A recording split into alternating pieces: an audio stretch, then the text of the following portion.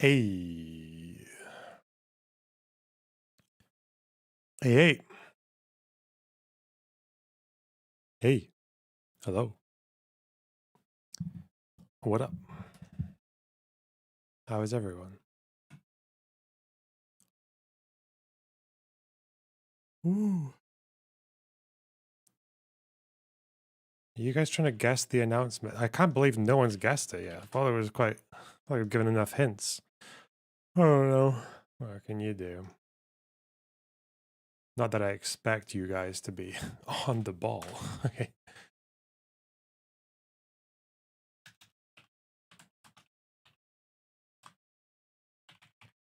Oh, yeah. Ooh.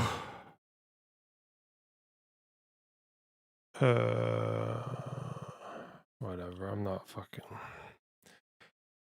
We'll do it a bit later because there's people need to pile in shit, you know? Give it a minute. How could I ever? How could I limit information just to the select group of psychos who come here right when the stream begins? No. We need those normies to figure it out. Finally, Empanada versus you debate. No.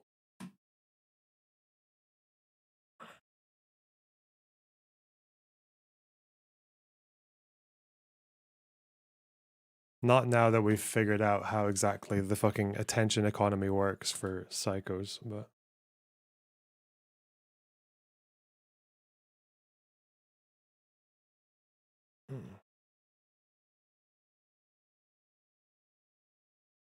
You're going to reveal your dad as either Nostrala or Habika. Nice one.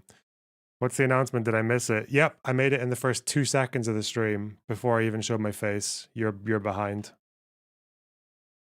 Whew. Someone's guessed it. That's good. Okay. So, you know, I didn't. What the fuck? What is it? This is Philip DeFranco, isn't it? I'm not mixing him up. This is Philip DeFranco, right? This guy.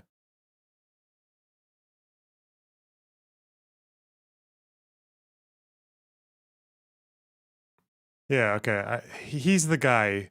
He looks normal here, but maybe like a year ago, his teeth were so white. And it freaked me out. But I guess it fades. So I guess if you do veneers or whitening, it eventually calms down. Okay. Okay. Ugh. Have you seen James O'Brien being weird about wanting to connect the Houthi attacks to Gaza? I mean, how many people have we? It is connected. I don't know if that's all he said, but no, I don't know if there's more to it than that. But fuck, we've seen like 5 people speak shit about that, so I don't know. It's pretty obvious to anyone else, but fuck, whatever. Some people are gonna left. Did you see Dylan got banned earlier? Banned? Not demonetized. Banned. What? 6 hours ago. 6 hours ago. Not just demonetized for another 3 months, right? Because that's what I last saw on Twitch. How do we know this? Is that because no, not random Twitter feed? Fuck, get away.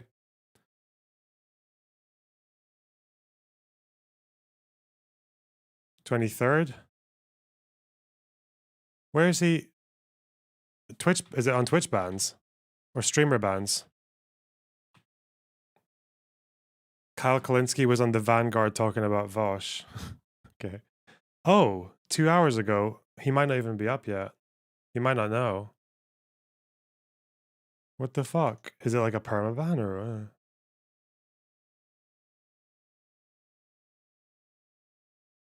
what did he do? What did he do?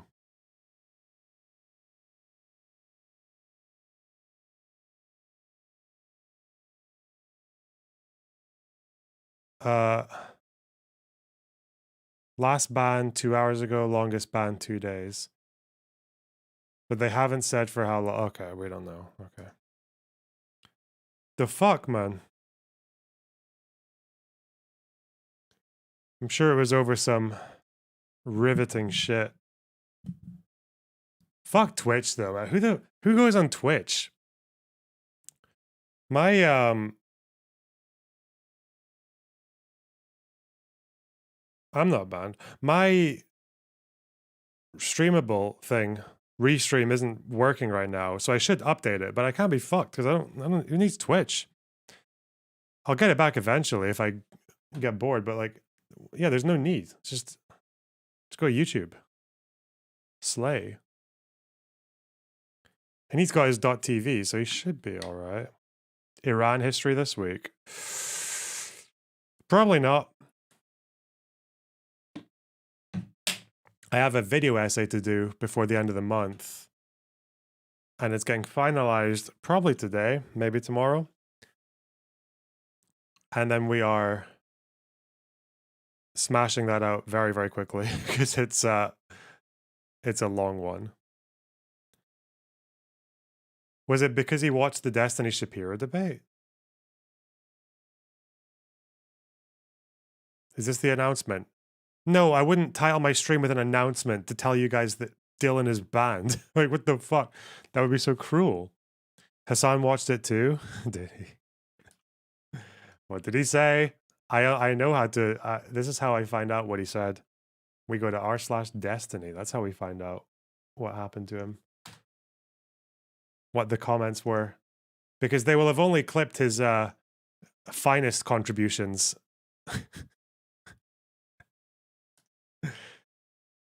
San explains to Destiny how to talk to Shapiro.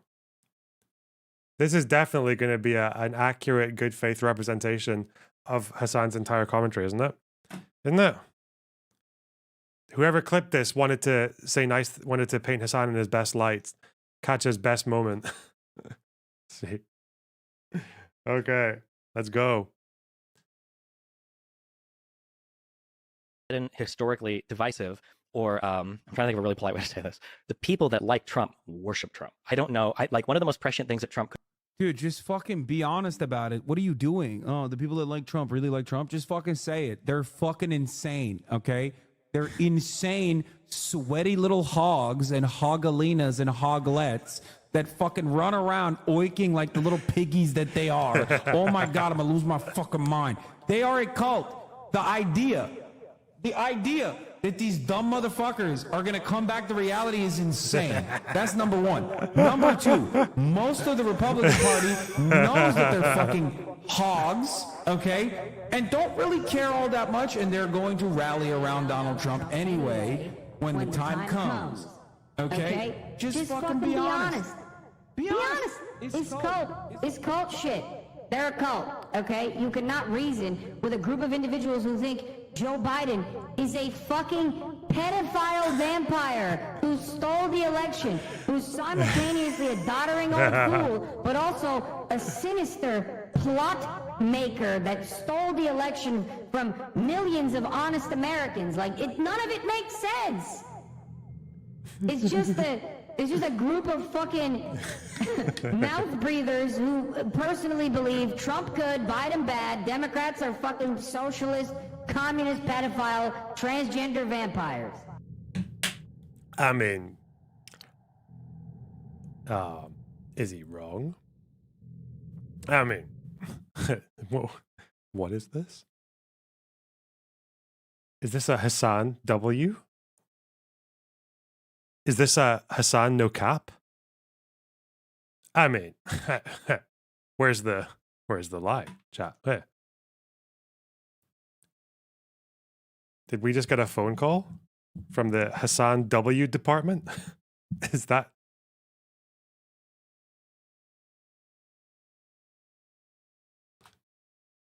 Is he going to debate Shapiro next?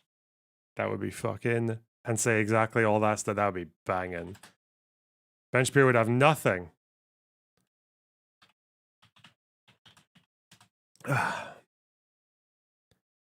Isn't this like kind of similar to what Dustin said about Republicans when he wasn't talking to them? I feel like they have a similar opinion, don't they?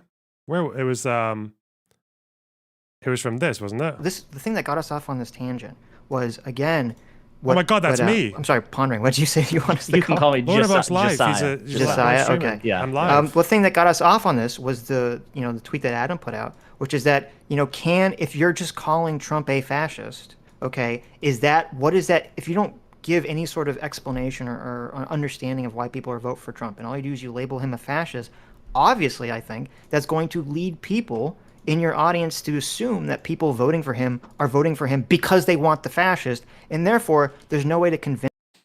I wonder if Lonerbox will cope when he's going to talk about the refugee crisis and European leftism again. When European left doesn't like his pro-Israel takes.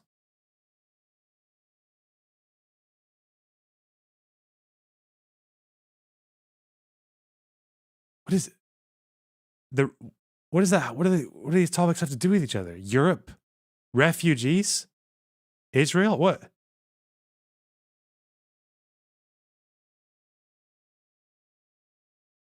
I'm gonna lose subs.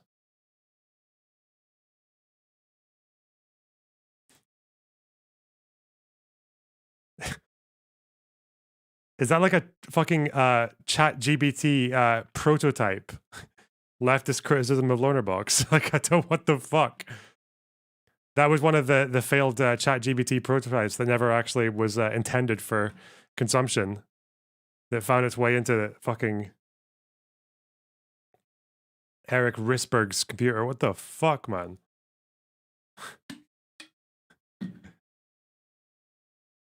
Of course it went. Don't even elaborate. Don't even explain what you mean by the...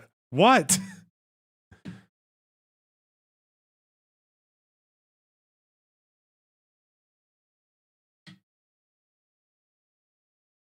Was that my goal?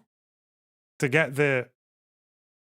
Am I here to make your perception of the European left like me? Like, what?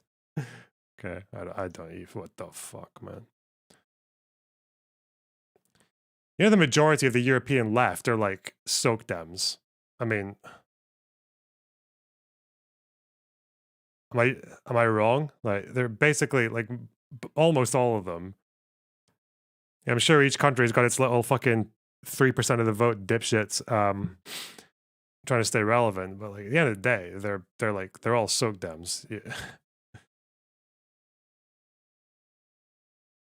The only meaningful representation of the European left are social democrats.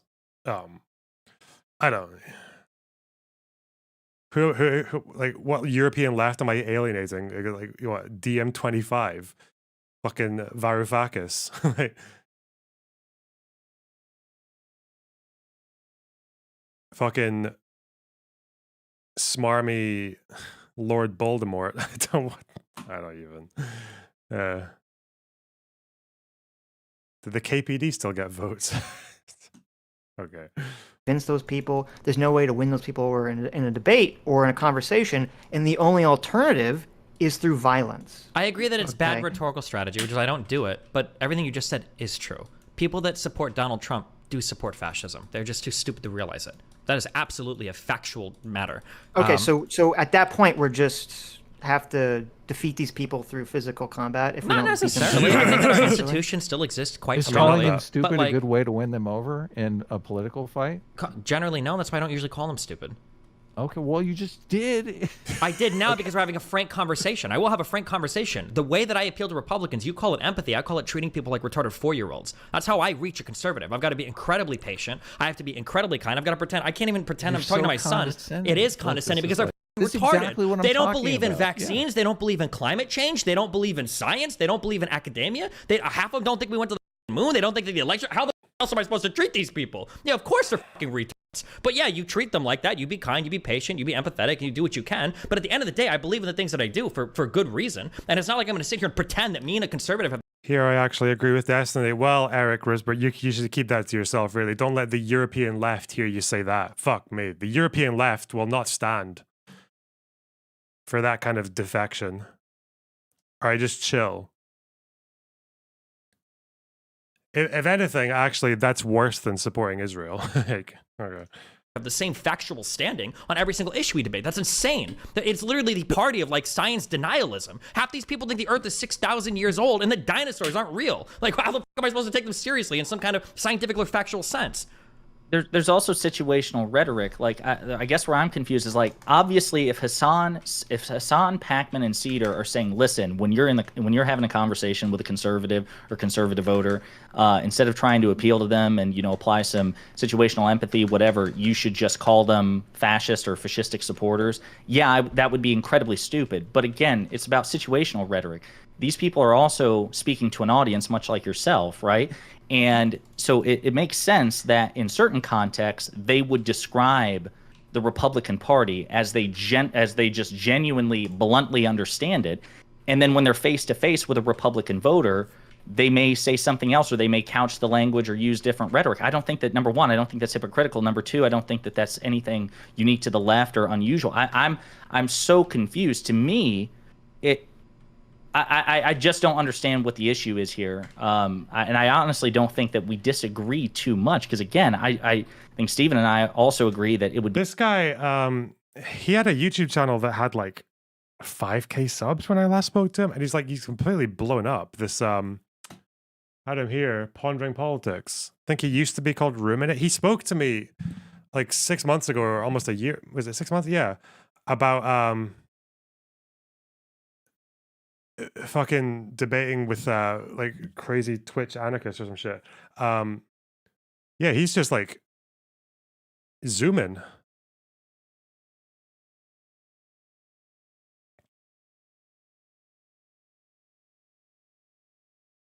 I'm gonna have to. I haven't watched any of these videos. I was just gonna watch this one to see what was going on later. But yeah, anyway, where did I go?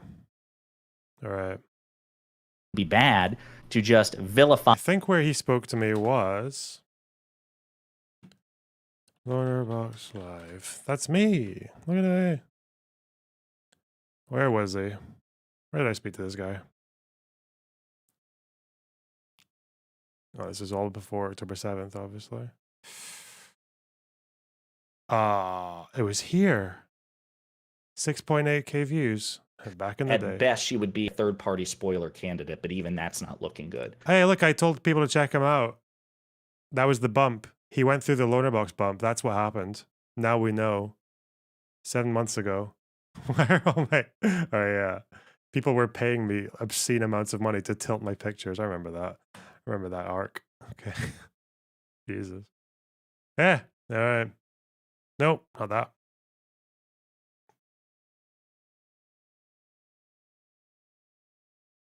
Bro, where the... Nope, not that.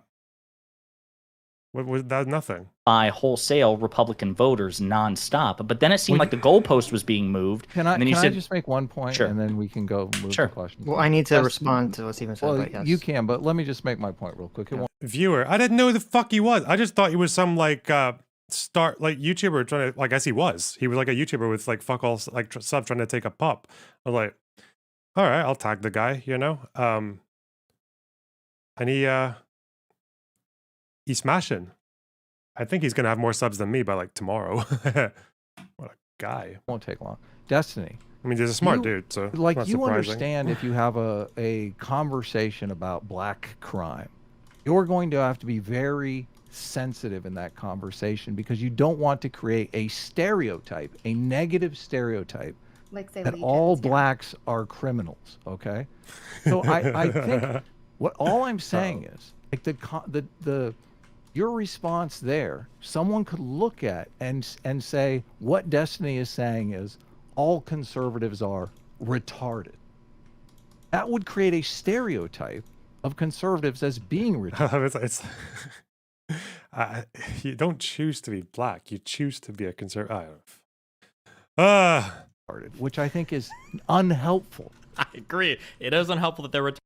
I understand what you're saying. Wait, Rhetorically, when I hold on, let me be clear. Are you saying all conservatives are retarded? if you support Donald Trump, you either have a mental disability or you need antipsychotics. Yes. If you support Donald Trump, there's something wrong with you. Yeah. Or you're not American to me. There are plenty of never Trumpers. There are plenty of conservatives that didn't support Trump. There are plenty of conservatives. Sure. And there are probably some conservatives that I would agree with more than especially progressives these days. That's possible. Sure. Okay. Well, you're throwing those conservatives under the bus. No, hold on. This whole time, I've explicitly been talking about Donald Trump supporters. When we're talking about supporting Donald Trump, the actions that he's taking, Republicans broadly are science denialists in policy positions, but I'm sure there are some conservatives out there that I can probably break bread with, or we have like major agreements in a lot of places, but they just like low taxes or something. Sure.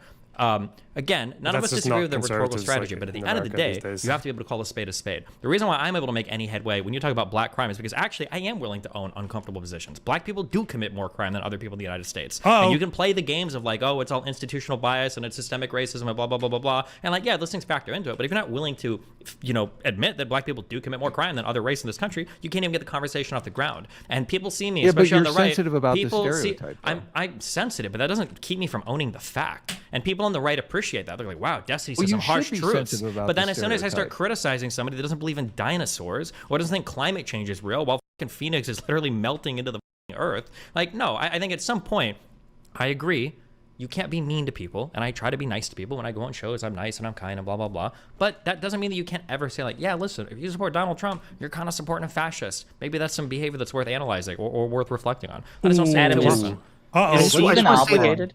Well, no, it's just, and I hate to go in the whataboutism range, but just the whole, there's been a lot of science denialism on the right historically.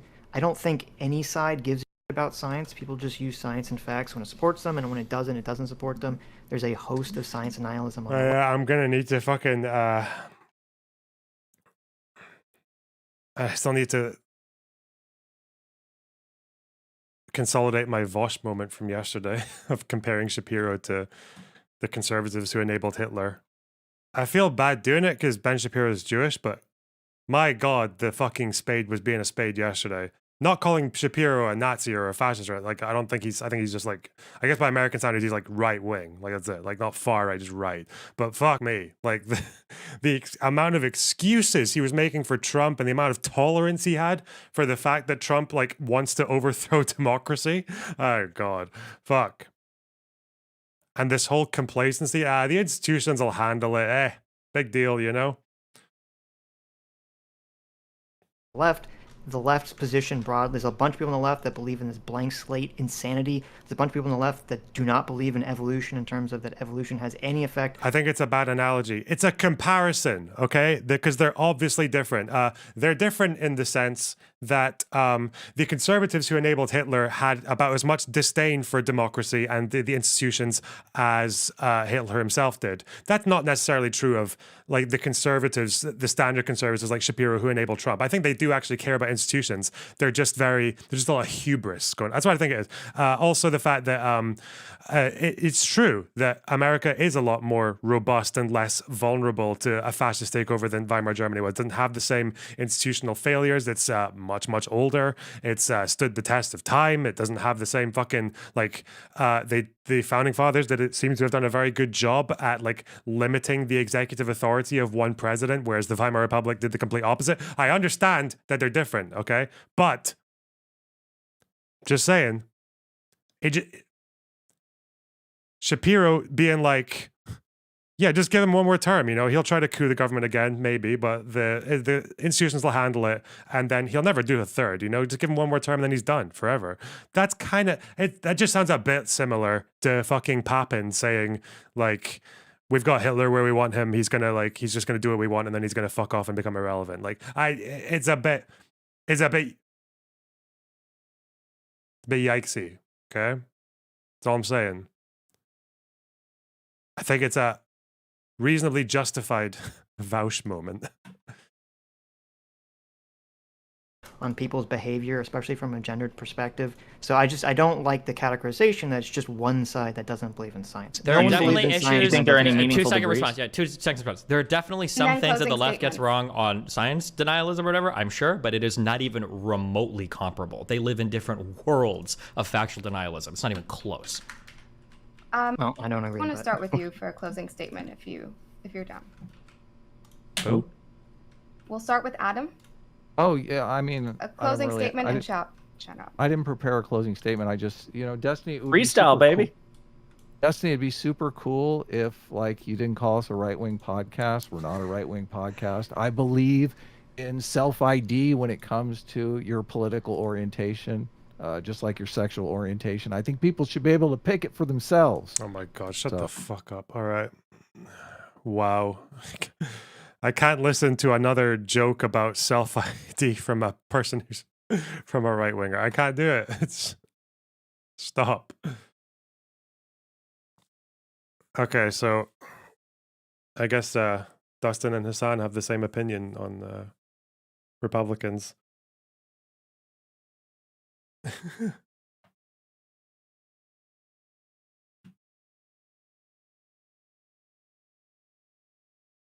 Sorry, centrists. Oh yeah, they're centrists.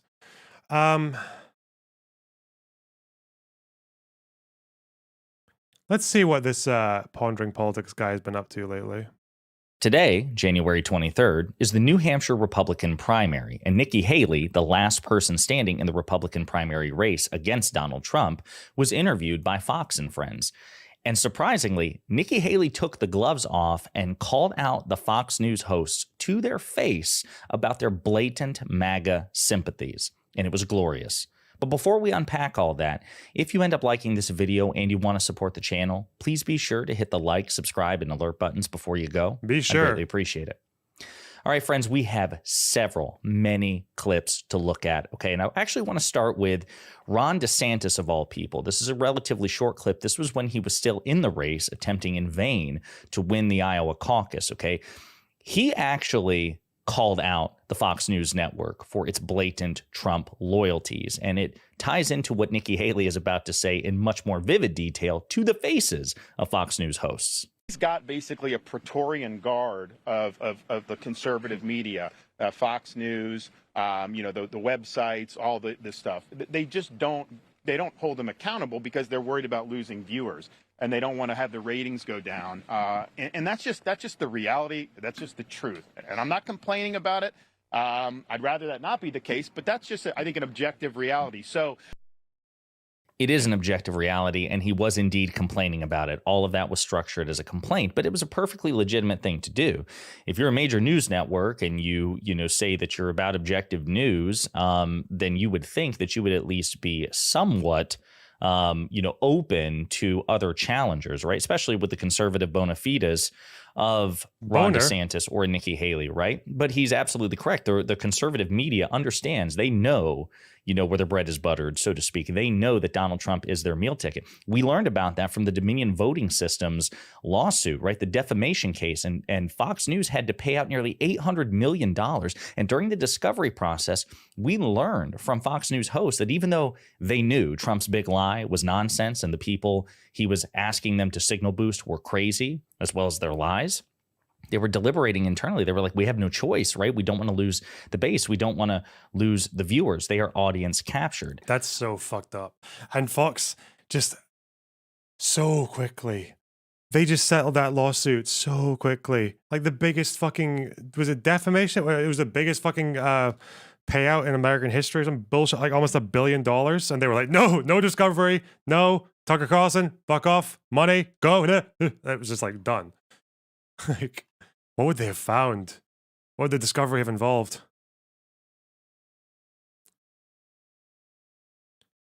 The fuck? Well, Nikki Haley is taking that criticism and running with it, and she scorched Fox and Friends, Ainsley Earhart, Steve Doocy, Brian Kilmeade to their faces repeatedly. We're going to play 3 clips and unpack them together. What is the right wing cope for that? That Fox News were so eager to settle so quickly because they didn't want more shit to go Didn't they do discovery? No, wait. I thought it was part of it was that they wanted to avoid discovery. Was it the full discovery process? Or not that. That's not real. Okay, hang on. Fox News lawsuit, 800 million. What? The lawsuit that would have exposed how the network promoted lies about the election.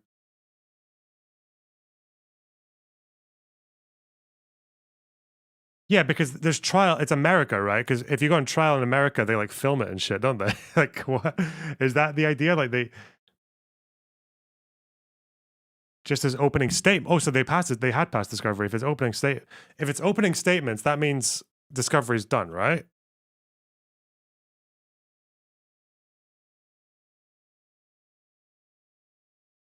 Those are the text messages with Tucker. Oh, okay, okay.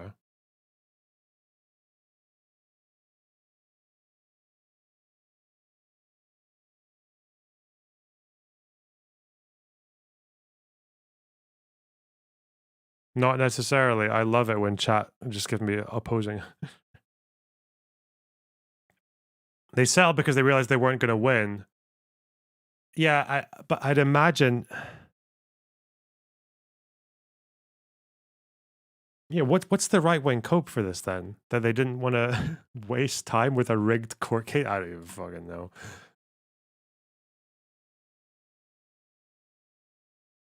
And here, Trump has lied on TV and spent millions saying, I want to cut Social Security, which I never said I was. I saw that ad yesterday. Yeah, but you guys haven't talked about it. He said I was going to cut Social Security. I never said I was going to do it. He said I didn't want to secure the border. You're going to raise the Social Security age because for the 20-somethings now, right? What did I say? I said anybody in the system, we're not going to touch them. Those new coming into the system in the 20s, we're going to go and start reflecting life expectancy. That's different than going on TV and saying I'm going to cut Social Security by 87%. Yeah, so the discovery happened, but they settled because obviously if it's a televised trial that's getting clipped and blasted on all the, it would have been really humiliating. Yeah, okay. That obviously that would have factored in, right? Like, obviously. Okay. The facts are, and I hear you, but the facts are, and it's hard when you're doing these shows. We try to cover it all, but we only have X amount of time. So we definitely are doing our best to be accurate and give the facts. The facts are that Donald Trump beat you by 30 points in Iowa. Now in New Hampshire, the facts are that you were down in the polls. These are the polls. We know polls can be wrong. If you don't win today, do you go on to South Carolina? And I'm from South Carolina, and we love you there. We love Tim Scott there, but Donald Trump is also loved there. You don't want to go into your state and lose that state if you stay in the race, because we'd love to see you in some other capacity. Nikki Haley on Fresh and Fit. Hey. Capacity down the road. What is your response to that? Do you get out if you lose today? No, I don't get out if I lose today. I mean, first of all, again, I'm going to say this. We've had 56,000 people vote for Donald Trump, and you're going to say that's what the country wants? That's not what the country wants. We're going to have New Hampshire vote today. They deserve to have the power of their voice. Again, just note the combativeness of her tone. She is fed up with these people. But wait, there's more. I ran for governor. I ran against an attorney general, lieutenant governor, and a popular congressman. Mm-hmm. And I worked it and fought for it and earned it. I'm going to go into South Carolina and do the same thing. I take nothing for granted. So there's no scenario where it stops tonight? Of course not. We've already made our ad buy. Yeah, how many? You paid $4 million in ads? We've put in an ad buy. I don't know how much it is, but it's strong. We saved our money. I hoarded money all the way through. We stayed in garden inns and residence inns. We were the only one that flew commercial because I wanted to make sure we could run through the tape on this. I'm going to fight no matter what. I don't care how much y'all want to coronate Donald Trump. At the end of the day, that's not what Americans want. Americans want a choice, and we're going to give them that choice. You keep saying coronate, lie, not tell the truth. What are you saying in the couch? I'm really wondering why you think we're the enemy. Because I've looked at the media. Look at the media saying, oh, this is Donald Trump's to have. Look at the political class all coalescing and saying everybody needs to get out. That's not democracy. That's not who we are. Who we are is, when have we ever had down to two people in New Hampshire and you say, oh, it's over? We don't do that. South Carolina is an amazing state when it comes to picking presidents. 3 states really could choose an election for the entire country? I mean, it's a beautiful thing. It's what we go through. And at the end of the day, it's the fact that you don't do this for any reason outside of you love your country. Mm-hmm. So listen, I'm not going to sit here and say that she's making a compelling case for the prospect, like her electoral prospects, right? Yeah. Because they have a good point. Like, so 3 states are going to decide the outcome of the election. It's a beautiful thing. It's really not. But that aside, she is absolutely right to just call these people out. And even Kilmeade, who is sitting the closest to her, is feeling the heat. Like, why are we the enemy?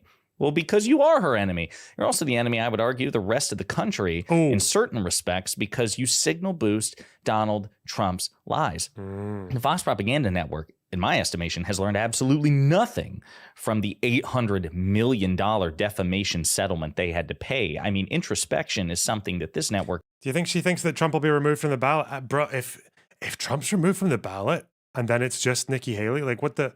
But all the Republican voters want Trump. That's gonna be fucking weird, man. I don't think people realize that like America is just kind of like slowly creeping into like a constitutional crisis. It's just happening very slowly.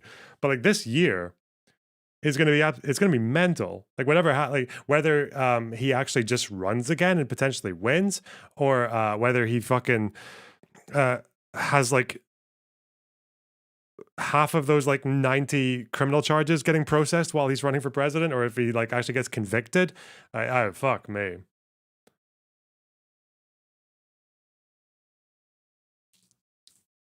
He will be in jail. We don't even how would you jail a former president? You can't just put him into a regular old jail in the fucking orange jumpsuit where he gets visited with a little telephone. You can't do that. I mean, you could theoretically, but you can't. Are they gonna have to like build a new jail? Super jail. Giga jail. Mr. President, you are sentenced to 5 years in the Giga jail. It's like the Beast and Air Force One, but a jail. Hatsuharu, thanks for the tier 2 sub. Hey. Is incapable of. You're going to Trump's But it's not jail. just that they're attacking Democrats and President Biden and, 50 to 60% of the country in blue cities and blue states. They're also swinging at other legitimate targets, or rivals rather, to Donald Trump within the party. When does he choose a running mate? Who's it going to be? He hates everyone. This is a Trump-captured, MAGA-loyal party with very, very few exceptions. Another clip here. Let's get a couple of questions. Tucker. Obviously, Donald Trump would like to stop the primary early. That's what he would like to do, because then he can save the money, stockpile it for TV ads and stuff like that. I was reading in the New York Times this morning, according to a Trump advisor, the campaign will make it miserable for Haley as long as she stays in the race. How are they going to make your life miserable if you stay in the race? I don't care. I'm sure you saw that and you thought, no, okay. I mean, look, I know what Donald Trump does. He starts to throw these temper tantrums. He starts to lash out. He starts to lie when he feels threatened. Right. He has felt threatened. Look at the millions of dollars on TV. That's okay. This is not personal for me. I don't dislike Donald Trump. What I dislike is what's happening in our country right now. What I dislike is that we have 2 people that are going to be in their 80s, and we need someone who can run for 8 years. What I dislike is the fact that they're so distracted with vendettas and chaos and vengeance that neither one of them has given us a vision for the future. I don't want that in our country, and I think our country deserves better. Governor, what about unifying the Republican Party? If Donald Trump is the nominee and asks you to be vice president, you would get the female vote, you would get the moderates. I don't hate Trump, I hate old people. Based. Oh, God. Get a lot of independents and even some Democrats. Some Democrats in New York are coming up to me and saying, I am changing my vote. I'm voting for Nikki Haley. You would get all of that. He would get the MAGAs. Together, the 2 of you could unify. This video looked like it's from the 90s. That's the Fox News look, isn't it? Isn't that the American upper-class Republican look? It basically looks like the cast of Saved by the Bell all grew up, right? I am not interested in vice Right. president. Okay. I don't play for second. Right. I'm not doing that now. I mean, you can hear the appeal in Ainsley Earhart's voice. Please, please, we know that you are strong where Trump is critically weak. He needs you. Please just back out, please. I mean, so blatantly pathetic. These people are supposed to be news commentary, you know, and news anchors. It's so disgusting. But again, I'll also point out, what if it's the case? Because it's up to isn't a lot of this whole thing like you can't run because you're an insurrectionist? Isn't that a lot of that up to the states? So what if it's like all the Democrat states fuck him off, but all the Republican states let him run, and I guess some of the purple states, and he wins the election, but with only like 25% of the popular vote. It's so mental. It's so insane.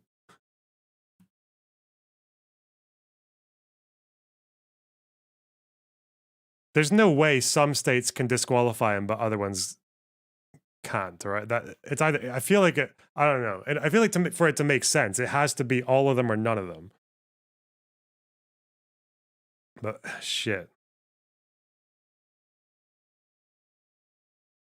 now, Nikki Haley, no hero. She's really not. I mean, you know, she's trying to both sides, President Biden and Trump. She's like, it's correct to point out that both of them are old. That's fair. Listen, it's perfectly fair to ask questions about mental fitness. And certainly with Donald Trump's rapidly decreasing cognitive fitness, which Nikki Haley has also talked about recently. We'll probably do a video about that. But again, both sides, she says, you know, they're both consumed with petty vendettas. That is absolutely not true. President Biden has demonstrated zero evidence of a vendetta against Donald Trump or the Republican Party or whatever else. He has genuinely tried to govern in ways that are bipartisan, which is why he has passed infinitely greater bipartisan legislation than Donald Trump ever did.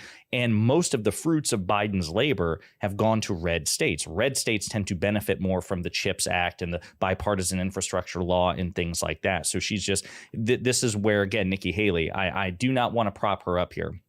Nikki Haley is an unprincipled conservative Republican who has also said that she'll back Trump even if he's convicted, right? So she's talking out of both sides of her mouth, but that doesn't mean that her criticisms against the Fox propaganda network are any less salient, right? The fact that she is it's kind of like how a broken clock is right twice a day, right? Well, this is the case with Nikki Haley, and she's using her 2 times with the Fox propaganda network to be right about. One last clip from Haley, again, just to drive it home how fed up she is with this network. It's beautiful. So what is a strong showing? How would you label the show? What's the showing you need to go fight to South Carolina? Well, I've been consistent. I wanted to be strong in Iowa. We started with 2%. We ended with 20%. I want to be stronger in New Hampshire. We'll know what that is when the numbers come through. I want to be stronger than that in South Carolina. It's just continuing to build. But what do you mean by that? For example, do you want to be within, I know you want to win, but is within 5 points of the former president, is that a strong showing? You know, at the end of the day, you guys are going to be talking about what a strong showing is or not. Now, I don't know that you'll tell the truth, but I think at the end of the day, if you look at the fact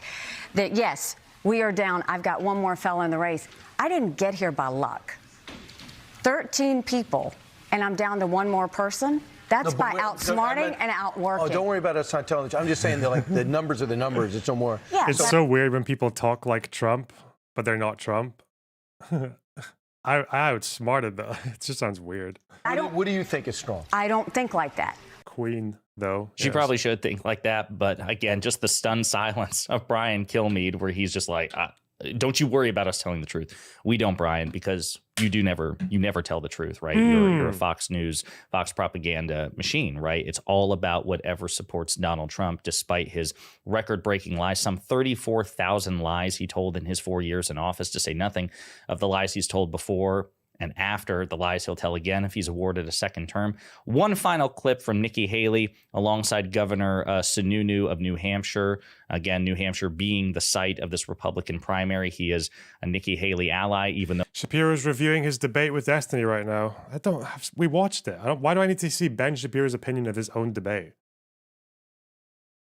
like Nikki Haley, he says all these things about Trump, which are true and terrible, but he'll back him anyway if Trump is the nominee. Just, again, want to be very clear. These two are cowards in their own way and very unprincipled. They just happen to be right about Fox News. It's not the party uniting around President Trump. It's the political elite that are uniting around President Trump. And the political elite have never been with me my entire career because I've always fought the political elite. It's why I want them to have term limits. It's why I want them to have mental competency tests. It's why I think that I call them out on wasteful spending, whether they're a Republican or Democrat. It's why I've said if you can't give Americans a budget on time, you shouldn't get paid. I fight the political class. Donald Trump has the political class surrounding him. So yeah, again, she's taken the gloves off probably too late, and I don't think she's factored in to the equation, she nor Ron DeSantis and others, the role they helped create in creating this cocoon around Trump, right? This cult of personality which surrounds Trump. Nikki Haley and Ron DeSantis and even, Chris Sununu, to one extent or another, they have all helped build it. They all laid the bricks for it. And now they're complaining that they're shut out from it. Well, you reap what you sow. But again, regardless, all of her criticisms about the Fox Propaganda Network and conservative media writ large were absolutely correct. And it's great and delicious to see two things. Number one, these Republicans feel the consequences of their stupid aiding and abetting of a cult. And then for them to be so fed up that they call the media out for it. It's great. I love it. Let me know what you think in the comments. Hopefully we see more of this regardless of what happens in New Hampshire. What about Hassan's review of the Shapiro Destiny? That was a good video. I like this guy. I feel like if I watch this guy's channel for every day before February, I think I'll be a very capable and informed partisan Democrat. Yeah.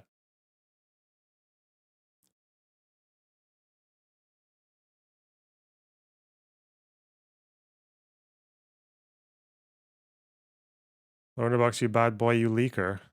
What? Yeah. I'm dropping all the receipts. This is my manifesto, my Google Doc.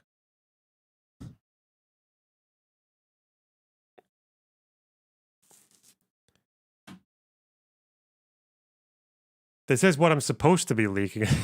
Wait, now I'm fucking... No, you're trolling me. Okay. God.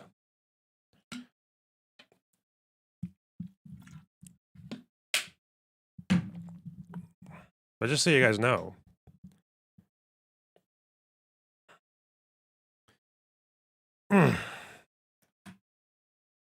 Guys, I'm going to the United States.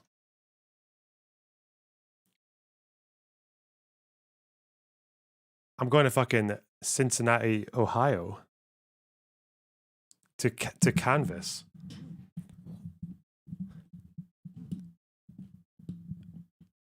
For Donald Trump 2024. Bro. It's unbelievable. For Cenk Uygur. Trump Uygur 2024.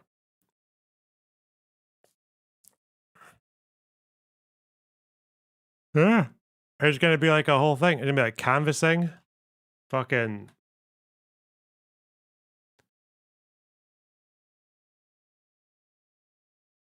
Streamer events. Yeah, there's a whole thing. Look at it. And you know what? If you guys are Americans, by the way, or if you don't even have to be American. You can go to America. You too can sign up to join us in the canvassing efforts. You can actually do that. Look, you got a little fucking... This is the leaked doc, by the way. The bombshell. You can go and sign up to the event. Look at it. You just have to say what community you're from. Well, just a name, gender. See, they include non-binary, other, age, Discord, phone number. You can give all this. I think, just let me double check.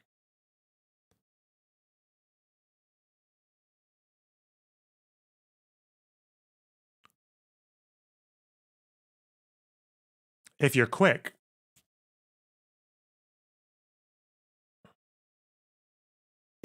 they might even help you with accommodation costs. Because that's part of the form as well. So I guess I'll give you guys this in the chat.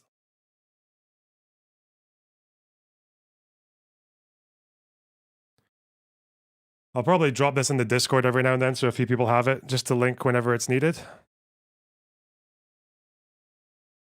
But yeah, who's actually going to... Maybe Erudite can tell us who's all going to be there, because I think... Well, I'm going to be there. Destiny's going to be there. I think, I'd imagine Pondering Politics is going to be there. Well, there you go. Darius going to be there. I don't know if Vouch is going to be there, no. But there you go. There's also going to be a few little, like, event-related gimmicks going on along the side. So I'm kind of excited to show you guys when that comes out. We got some memes, definitely. IRI? Yeah, probably. That doesn't surprise me.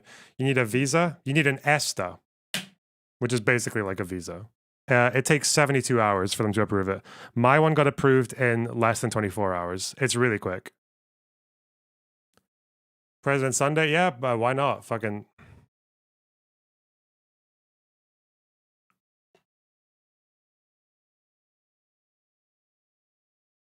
Yeah, ESTAs are not difficult. I was worried that there's a list of countries that you have to tell them if you've been to any of them recently, or just ever, actually. And it was all like Yemen, North Korea, Cuba, and shit like that. I was like, wait, it's just as well I did this before they added Lebanon, right? Before the Hezbollah war. But we're all good, I think.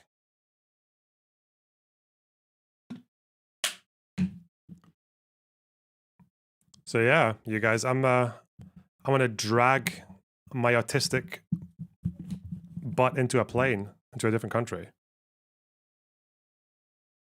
How do you sign up? I just told you, you idiot. Like, hey, just follow the link. That's how you sign up. Look, there's a link again. I'll be spamming it throughout the Discord. That's not the okay. Listen, I'm trying my best here. Okay. What do you... I think we also have like a bit of a...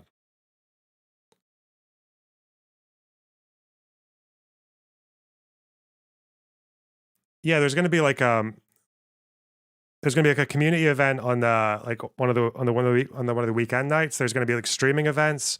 There's going to be live debates. I think there's going to be some kind of like award ceremony as well. Yeah, there's all kinds of nonsense happening. I'm excited. I'm very excited. Can you tell? Do you also find planes ridiculously stimulating? No. No, I don't. It just makes my ears go pop sometimes. But I don't know. One time, you know what can happen on a plane sometimes is...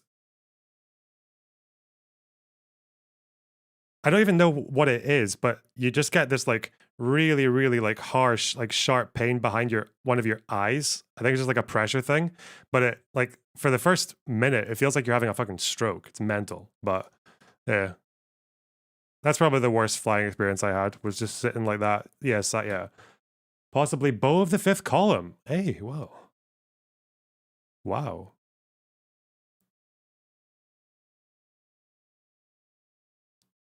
Yeah, it's when you're landing, when the pressure drop, and then yeah, there's just like a horrible like tempo. Yeah, but that only happened to me once, so I've been chill otherwise. Okay, I got you. Okay.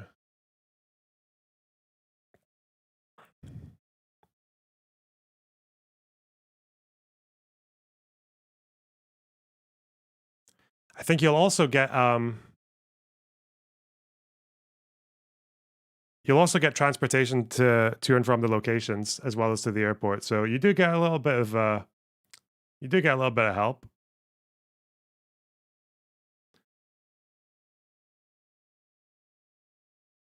But you gotta fly there yourself. Cox.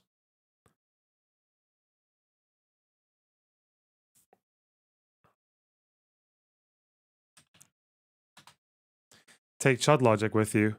I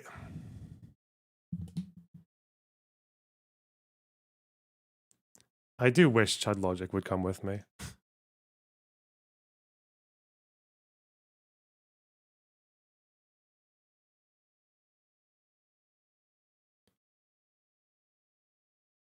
What's that? You're flying the whole mod team with you? I don't know. I mean, we've got like about 2 weeks, 2.5 weeks of streaming before we go. So, tell you what, if you wanna fundraise for the mods to join, you can give it a pop. Oh, will Second Thought be there? Nope, because Second Thought is not a political activist. He is not a. He doesn't. Second Thought is not a political person. He's a. He's a. I don't even. Whatever.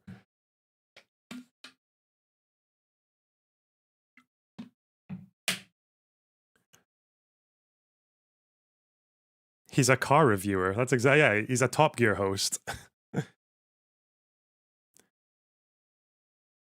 And you know what? You know what else the best thing about doing canvassing is and doing political action is for the next 10 years, if you're having a political argument with someone, you get to be like, hey, have you ever done any real life political action? You get to say that.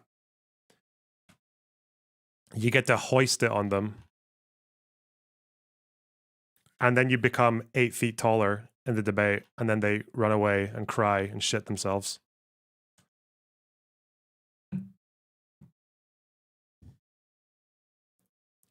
Lycan will do the catering. I've been told Lycan will do the catering. Wearing just an apron. What?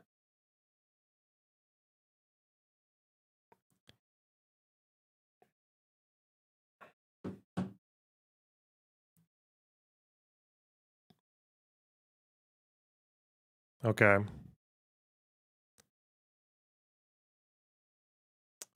Are you going to knock doors with your British accent? I might ham it up, yeah. Yeah, why not? I'm still preparing my talking points for people who ask me. I feel like if people ask me where I'm from, isn't it foreign interference? Not to canvas, no.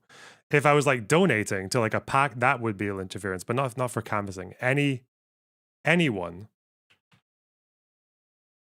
can go and do a bit of canvassing.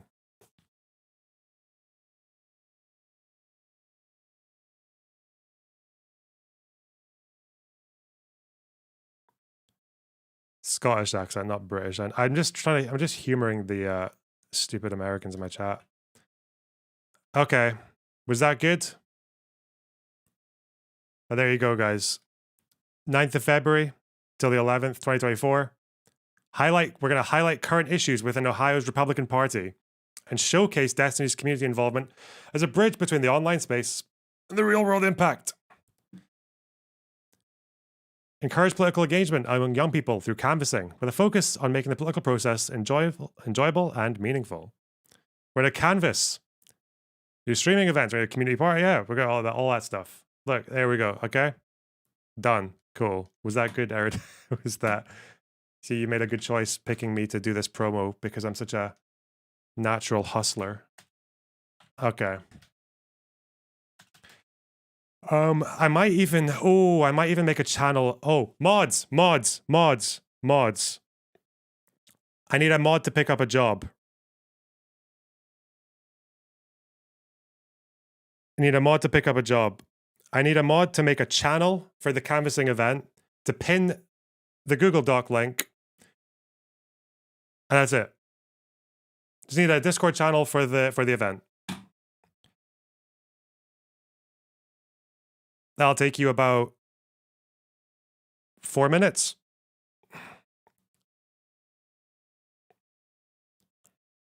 And I'll give you $20. $20. Slap the link again. Stretching your mods dry. Yeah.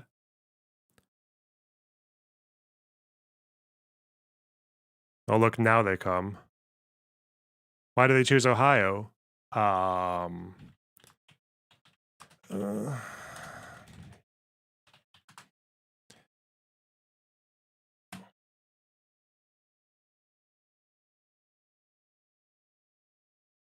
imagine it's because there's something. It's a purple state. Republicans have problems there. There'll be all kinds of banter in Ohio. I've also heard a lot about Cleveland having a very neglected history. Wasn't it also one of the centerpieces in the civil rights movement for housing inequalities and shit like that?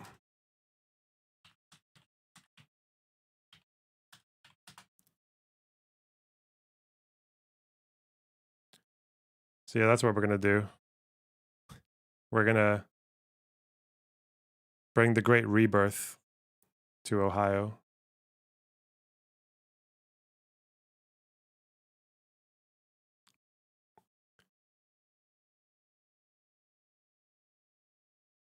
I don't know as much about Cincinnati though. I'm gonna have to dig into that one.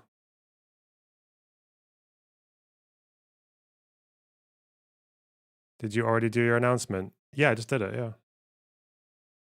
We just got to the end of it. Do we have anyone from Ohio in chat, actually? I just want a sample. Give me a 1 in chat if you're from Ohio. Oh god, everyone's gonna fucking troll now. Oh no. Why did I even say that?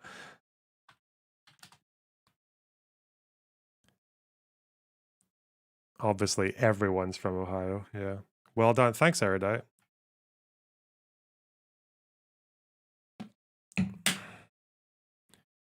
Wait. Oh, fuck. I need to do some DMing. Hang on.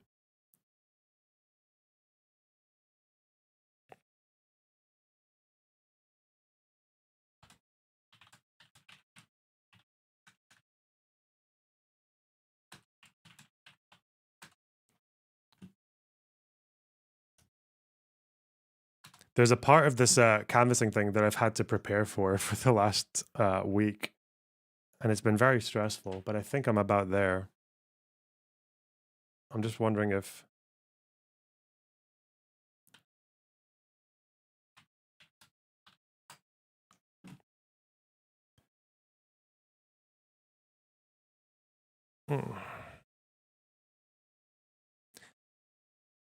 Have you met Destiny IRL before? Nope.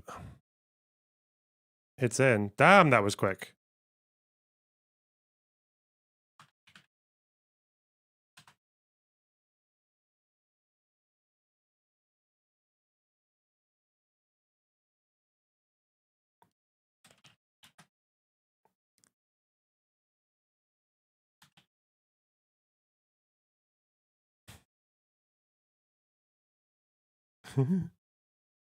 Let's have a look.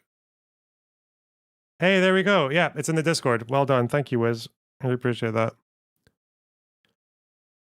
If you go to discord.gg/lonerblocks, you can see the sign up form is pinned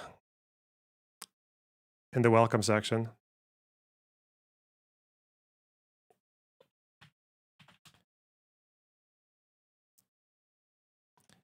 Okay. Apparently this secret that I've been preparing for is actually not going public yet, so that's cool. That's fine. I'd rather not anyway. There you go. Go there. Go there too. We got a good community, you know? All right. Fuck. Oh, wow. All right.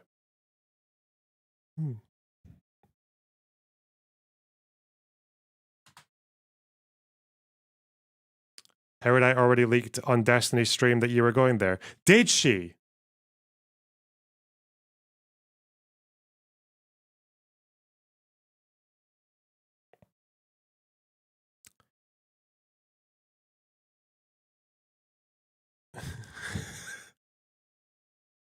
And now she's...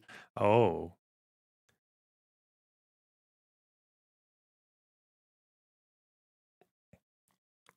And she's out here telling people that I leaked stuff, even though I apparently didn't. Oh. Oh. I see. We have a schemer in our midst. I see. Power plays. I see. Made me feel guilty. I was ready to do all kinds of like free labor services to make up for my fuck up that wasn't even real. Lav maneuver. True.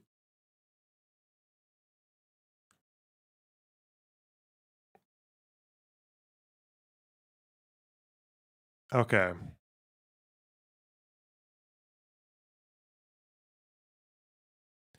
In good news today, the head of the GOP party in Michigan got tossed out for being too crazy, which means that she was like super crazy.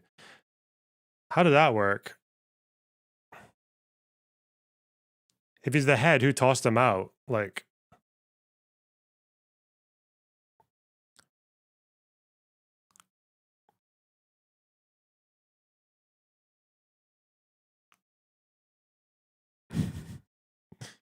Lav will have a Ridge wallet stole with you. Okay.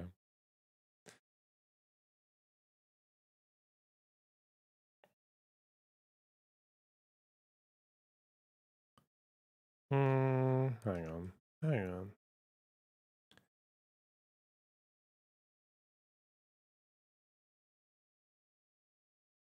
Okay. How much of an interest do you have in esoteric, abstract philosophy stuff? None at all. What does that mean? What?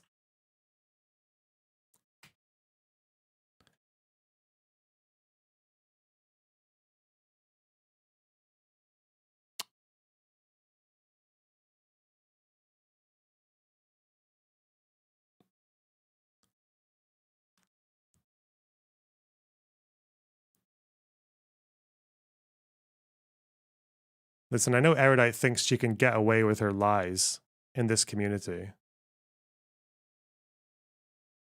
But we all know that she is, in fact, a white woman.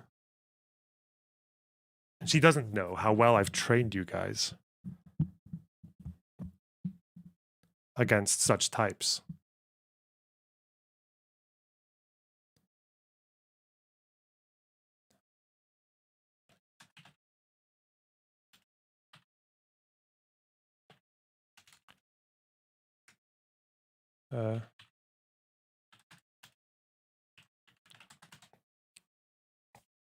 Okay. What was I gonna watch? Okay. What was the announcement? Dunno. Forgot.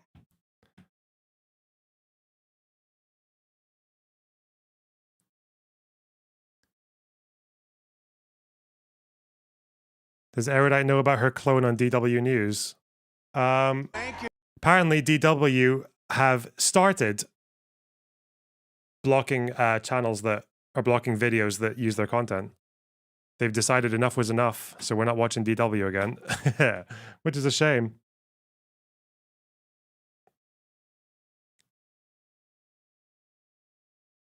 I like those guys. Okay. What does Trump have to say about Nikki Haley, I wonder? Thank you, everybody. Thank you. Whoa. Whoa. USA. USA. That's going to be me. This is going to be me in February. I need to prepare. Oh, shit. Do you think I should bring my American flag?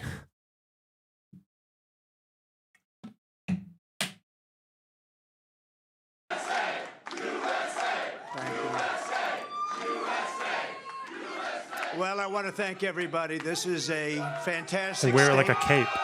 This is. You spelled Haley wrong. Whoops. Don't care.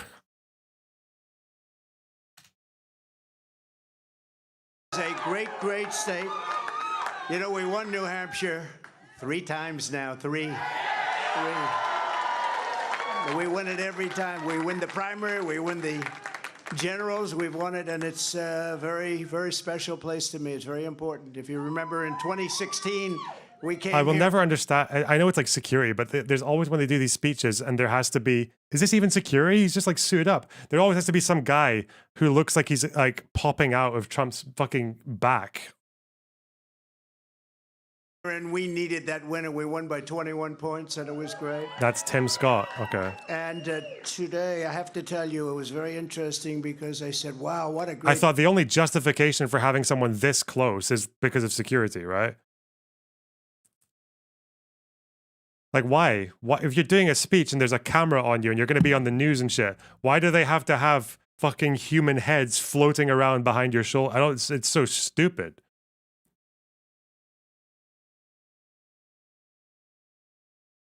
I don't care if he's a senator. He should be moving to the left. So he's like, or they have a second person here, and then it looks like that thing that fucking Indians do when they dance, and it looks like they've got 20 arms, right?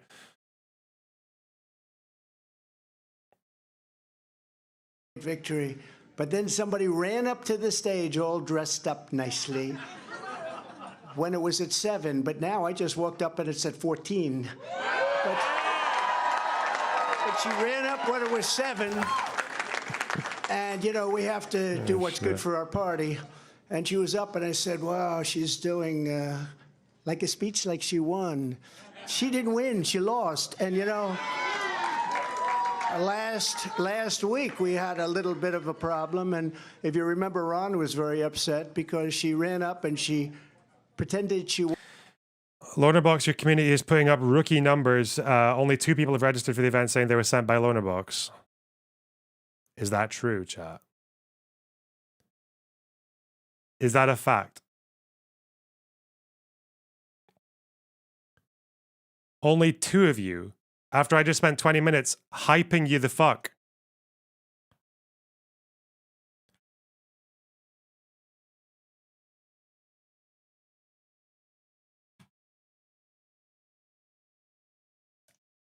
Won Iowa. And I looked around, I said, didn't she come in 3rd? Yeah, she came in 3rd.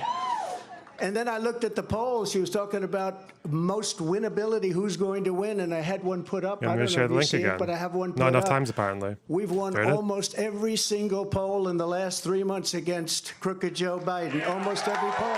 And she doesn't win those polls. And she doesn't win those. This is not your typical victory speech, but let's not have somebody take a victory when she had a very bad night. How do you know canvassing is allowed by a non-citizen? Because I asked. Because I inquired. Because when they asked me, I was like, yeah, you guys know I'm not American. And they were like, yep. Come anyway. I'm like, okay. She had a very bad... It's my God-given right. It's my God-given right under the First Amendment.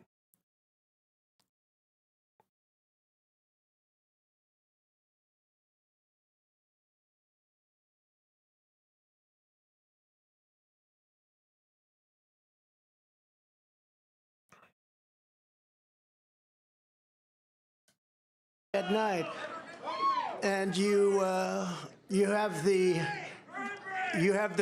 now very unpopular governor of this state. This guy, he's got to be on something. I've never seen anybody with energy. He's like hopscotch, and you know, I'm watching this guy, and 2 weeks ago he said, we're going to win in the landslide, we're going to win. About 3 days ago he started saying, well, we want to do well. That's a big difference. But I walked out just now, we're 14 points up, and not... We already have promo shots, you guys. Look at it.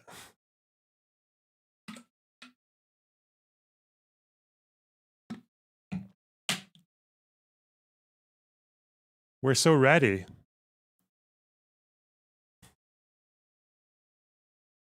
We're so in. There we go.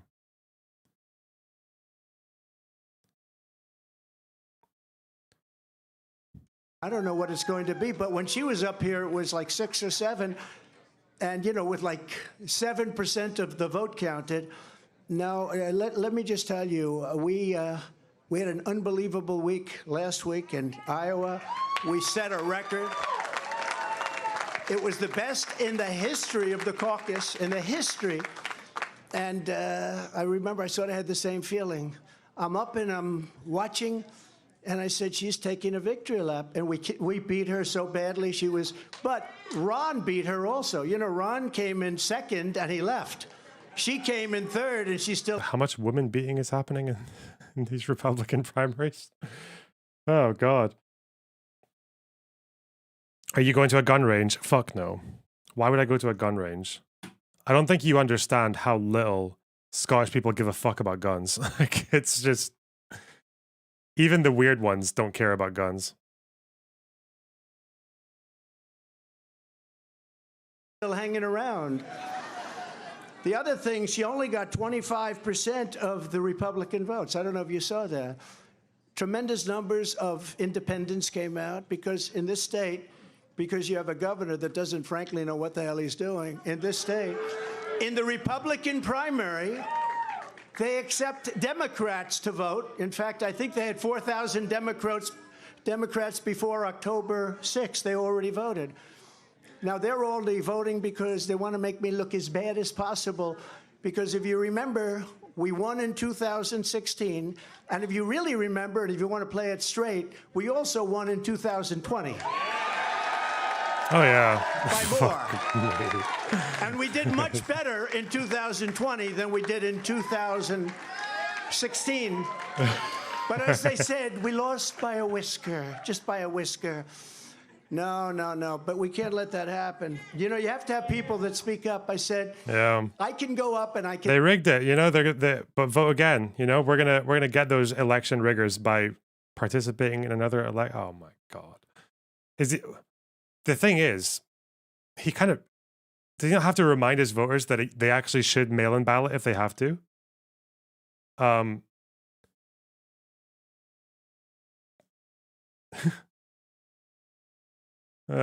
Can say to everybody, overload thank you for the rigging victory. machines. It's wonderful. Or I can go up and say, who the hell was the imposter that went up on the stage before and like claimed a victory? She did very poorly, actually. She had to win.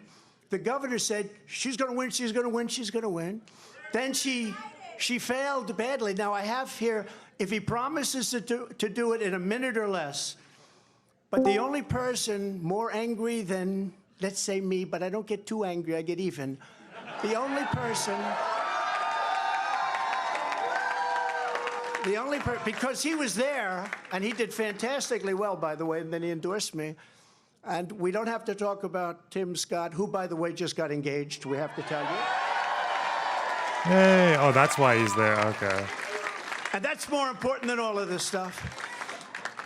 But a man that got to know her very well is Vivek. I said, Vivek, go up and say a few words about it. He has to do it in 1 minute or less, and then we're going to just say, we had one hell of a night tonight. And one other thing, before Vivek comes, do you see that poll? We're going to put it up. We have beaten Biden. You could almost say, who can't? Who the hell can't?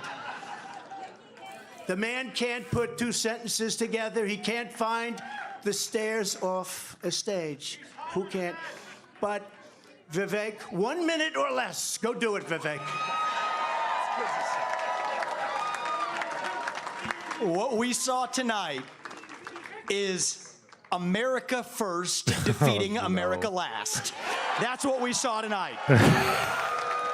If you want America last, you can go to Joe Biden. You got another candidate still apparently in the Republican primary. Cut your Social Security to fork over more money to Ukraine so some kleptocrat can buy a bigger house. Go to Nikki Haley. But you know who delivered a double-digit victory tonight? It is a double-digit victory as of right now. Is this man, Donald J. Trump, the leader of America First? And that means something. Now, USA and Donald Trump, America First. Now, I got 30 seconds left. I want to make this point here, okay? We got to say this. We got to say this right. What we see right now with her continuing in this race is the ugly underbelly of American politics. Oh, yeah. Where the mega donors are trying to do one thing when The we, the mega people, donors. say another. And it's up to us, we the people, to at long last say, hell no. We the people create a government that is accountable to us. And we the people have said tonight, we want, again, as we did in Iowa, Donald J. Trump. And so you want to actually speak truth. That's the truth tonight. And the only thing they're rooting for is an ugly thing that we don't want to see happen. That's what these people are rooting for, is playing to say long enough so the Reid Hoffmans and the ugly Democratic George Soros Jr.'s who are funding the lawsuits against Trump can prop up their puppet. We say no to that vision. I say the general election begins tonight, and this man will win it in a landslide. God bless you, Donald J. Trump. In the rigged voting system, apparently. Okay. Oh, God. Bro, you know what? I'm actually so happy I made this decision. Like, I don't think you guys understand how like committed I am now to the bit of like, I just want to play whatever part I can in keeping these fucking retards away from like any political power. Oh my God. Ugh. And you guys should too. Fuck. Vote Trump USA. The fact that I had to listen to Ben Shapiro yesterday saying that if if Trump were in, or if he were in, or yeah, like if there was a more hawkish president like Trump, like he would have allowed Israel to bomb the shit out of and fucking vaporized Hezbollah in the beginning of the October 7th war. Like, can you imagine like those fucking psychos like with those opinions being like whispering in Netanyahu's ear instead of what we have now? Like, people who just eagerly want to fight on two fronts against the fucking biggest non-state military in the world, where all they're going to achieve is they're going to like fucking kill a bunch of people, displace a few million, and then probably fail in their objective anyway. Because like they couldn't even get rid of Hezbollah when they were fighting them on their own, let alone with Hamas on one side and Hezbollah. It's so, oh God. Like, and that's like thousands of miles away from America. Shit.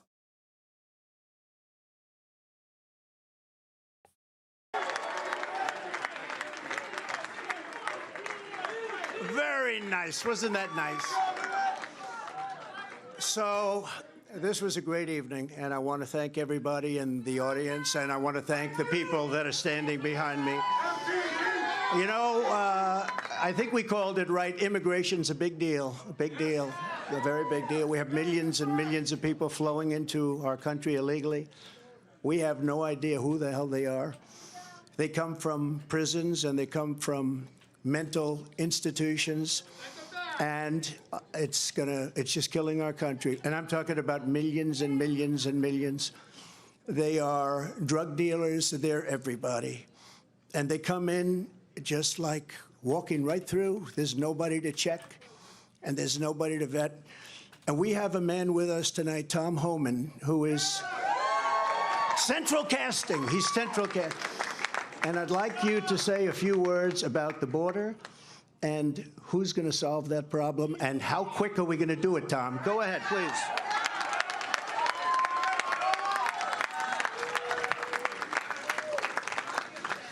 Look, I worked for 6 presidents down around Reagan, and every president I ever worked for did something to secure the border. But no one did more than President Trump, the most secure border in my lifetime. The most secure border we've ever seen. And Donald Trump's going to do it again. We're going to lock the border down, and we're going to protect Americans. Because what's happening at the border right now, a record number of Americans have died from fentanyl poisoning. A record number of migrants have died. A record number of women and children have been sex trafficked. A record number of known suspected terrorists across the border. There's one man who's proven he can secure the border, and he's standing to my left, Donald J. Trump, and he's going to do it again.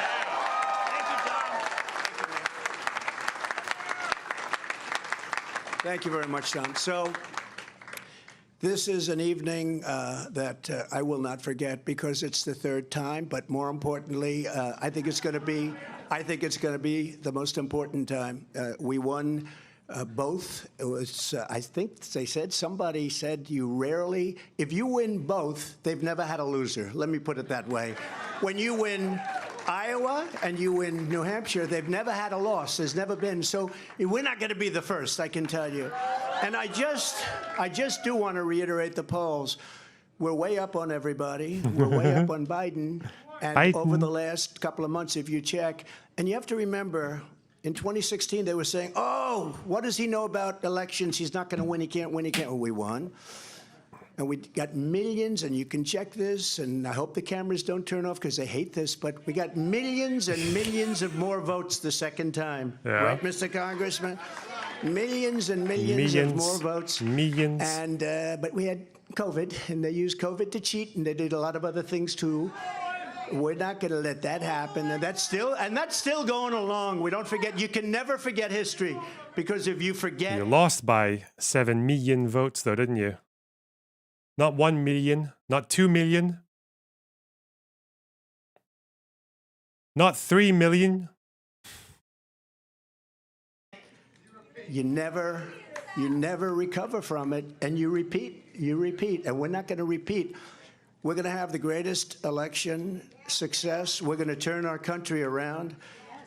If you take a look throughout the history of our country, if you took the 10 worst presidents in the history of this not great country right now, it's a country in decline. It's a troubled country. It's a failing country, frankly. But if you took the 10 worst presidents and put them together, the 10 worst, absolutely 10 worst. I used to say 5. Remember, I'd say 5. Then I said, wait a minute, we can add another 5. They would not have done the damage that crooked Joe Biden. Why are folks underestimating Trump winning the presidency? I don't think anyone's underestimating the fact that he might win it this time. I guess you can call it underestimating the idea that he didn't win the last one, because he didn't. He lost by quite a bit, actually, but okay. I don't know what you mean. The fact that he could win, of course he could win. He's ahead in the poll. Of course he could win. Biden's polling quite badly now. Of course he could win. Has done to our wonderful country. They would not have done the damage. There's never been anything like it. And you say, are they stupid people? I don't think so, because nobody can cheat that well if they're stupid. Do they hate our country? They must hate our country, because there's no other reason that they can be doing the things they do. Take a look. The taxes, they want to raise your taxes times 4. They want to let the Trump tax cuts, the biggest tax cuts in the history of our country, they want them to expire. Your taxes are going to go through the roof.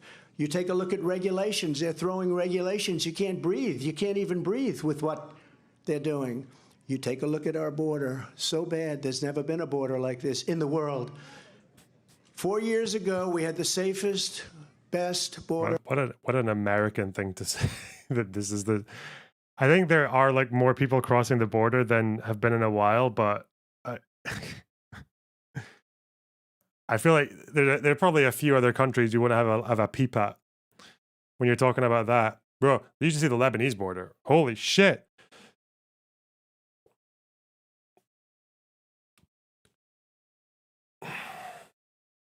Sudan, Pakistan. So bad. The worst you've ever seen.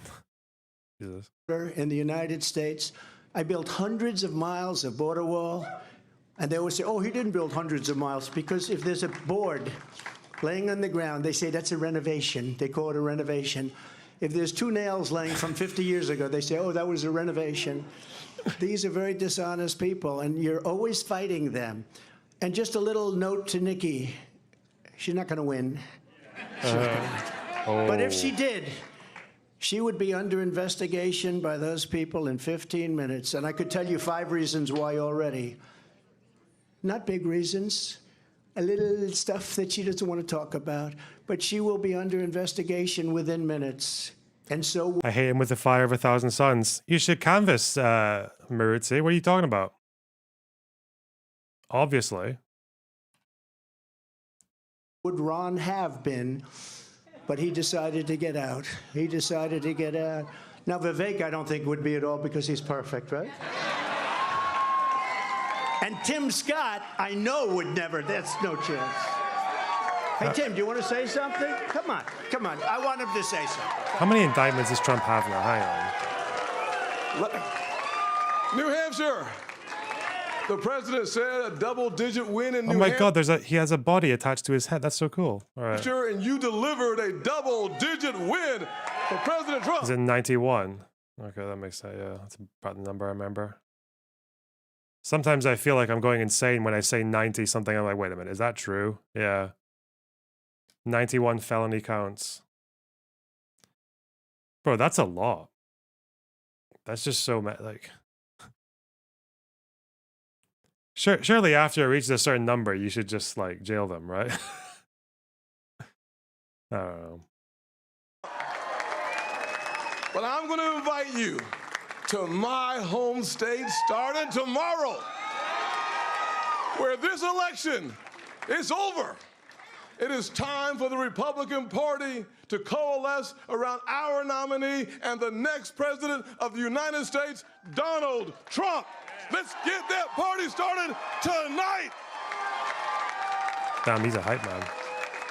What a good guy. What a good man he is. But just remember, I did hear Nikki say, and now it's off to South Carolina. Well, I love South Carolina. I love it. But, you know, she forgot one thing. She forgot one thing. Next week, it's Nevada. Next week, it's Nevada. It's not South Carolina. We love South Carolina, but next week, it's Nevada. And I'm pleased to announce we just won Nevada. We just won 100%. Because all of them, they looked at it and they took polls, and I was polling at 95% to 4 or 5%, and they decided not to play in Nevada. So we just won Nevada. We have a man from Nevada here, Steve Wynn, wherever he may be, and John Paulson, the great John Paulson, made plenty of money in Nevada. Doesn't live there, but he makes a hell of a lot of money. He makes money everywhere he goes, actually. So money machine. Maybe we'll put you, you know what? Put him at Treasury. You want to make a little money? Let's put you. Anyways, good to have you guys. But we go to Nevada, and that's been won, so we pick up all of those delegates. And then we do go to South Carolina, where we've done really well, where I've done well. We have a great governor and lieutenant governor and great everything, because almost every one of them have endorsed me. 2 great senators, which is hard. I mean, did you ever think that she actually appointed you, Tim? And think of it, appointed, and you're the senator of his state, and she endorsed me. You must really hate her. No, it's a shame. It's a shame. Uh-oh.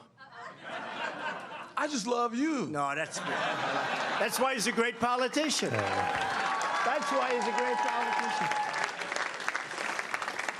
So this is a great evening, and it is, you know, we are going to Nevada for a little while. We're not going to have to do too much. We have a great team there, but it's a team that we can now send someplace else. They did a fantastic job, but and it's a fantastic place, really a fantastic place. But we'll be leaving there very quickly. We'll head out to South Carolina, where I think we're going to win easily. I think we're 50 points up, 5-0. 5-0, 50 points up on a person that was governor. That tells you something. Hey, Sean Hannity here. Hey, click here to subscribe to Fox News YouTube. Okay.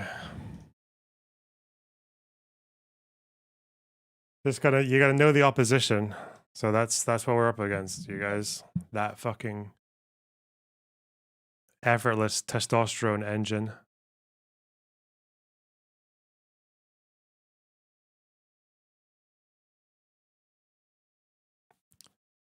I think it's possible.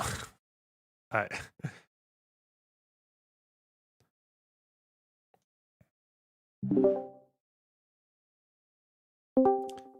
hello, Mr. J. Oh shit. Okay, I was gonna ask you the question first before I was just thrown in here. Is it okay if I could come on stream and ask about how you perceive your role in this canvassing operation? What do you mean how I perceive my role? Like From the being a leftist and like participating with the Democrats, yeah. Oh. Because I feel like I'm in the same position as you, in this idea, at least, being leftist and participating with the Democrats. Yeah, Trump is a deranged fucking tyrant, and it's him coming back again would be detrimental not only to American people but also like quite a lot of people around the world as well, because it kind of affects, you know, being the most powerful country, you affect a lot of different places. So yeah, I agree with the damage control aspect of this, like absolutely. But I also feel like there is like another important aspect, which is like, I mean, not to like start the reform versus revolution conversation, but rather to say like I sort of see reform as like holding within it like revolutionary potential in the very sense that like I would hope that by getting people involved in politics at the local level would lead them to policies and working within the system and seeing how they can achieve those ends. And at that same time, raising, their awareness and educational literacy of the wider system as a whole. And I think that that aspect of raising the consciousness of the subject is, to me, what I consider to be like a very important, if not the most important aspect of this idea of revolution that like a lot of people are infatuated with. Yeah, personally, I don't really give a fuck whether it leads to revolution or not, but it is true. I've always bought this position that if you're like a far leftist or even like a revolutionary, like anti-capitalist and all that, I've just never understood this idea that like it seems so obvious to me that in more social democratic conditions and more permissive like social rights conditions, that gives people the right breathing space and the right comforts to start thinking about moving beyond that, because again, like we know that all these ideas like anarchism and socialism and all that, they all kind of like foment in very middle class environments. So if you're going to improve the conditions of like working class people so that they can actually have time to care about any of that like other stuff, then yeah, of course you would support reform. Yeah. And also just you don't even like the revolutionary function. It makes people's lives easier. It improves people's lives, and just because it seems incremental to some people, incremental change from a government for an individual, depending on which position you're in, can be massive. Like for me, like child tax credits was the difference between from a Labour Party in the 90s, and not a very good Labour Party, was the difference between me going to like one of the worst schools in the fucking country to like one of the like a reasonable one, right? Just because of like that minor change in like of like how much where we could afford to live. So yeah, I don't know. It's just No, I absolutely agree with these points. In fact, like I think what makes this like canvassing operation like super unique and awesome, is that this is like one of these moments where we see like online communication, which is traditionally considered like to be like a hellhole, contributing to like IRL politics that I would argue has like a huge positive impact, because now we're seeing like how things that we would traditionally like consider to be like a waste of time, like kids on YouTube, kids on TikTok, are actually like promoting some type of educational awareness in the form of like political literacy and political action. And I think like these aspects of communication are no longer going to be neglected as more and more of these canvassing operations like come to fruition. And I think that brings in like a larger aspect of this like revolutionary thing, because I feel like when people are infatuated by the notion of revolution, what they really mean to say is that they want to feel as if they can be heard, and they can be connected with the larger community as a whole. And I think the internet does a really good job at doing that. The issue is that the discourse is largely controlled by I can't say the R slur, can I, or should I? I don't give a shit. By dumbasses. And now we have certain opportunity where we have people who I would argue are a lot smarter and care about nurturing a discourse that's more based in truth, like Destiny and you, and they're leading it in this small circle at least, and hopefully that can grow and we get more leaders like that. That's sort of my I hope to see you at the operation. Please, y'all, if you get a chance, like definitely come. This is like to me like a very powerful moment in history, and we'll like very much like lead the way in how we think about like new media and shit. Not to be cringe, but yeah. All right, peace. Nice one. Take care.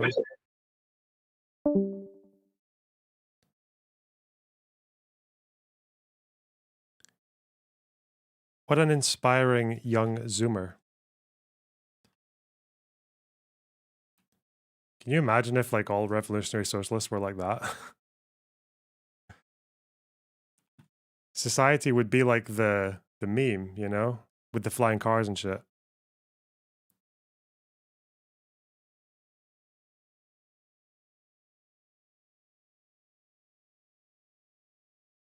At least that's what I think. You guys are difficult to please.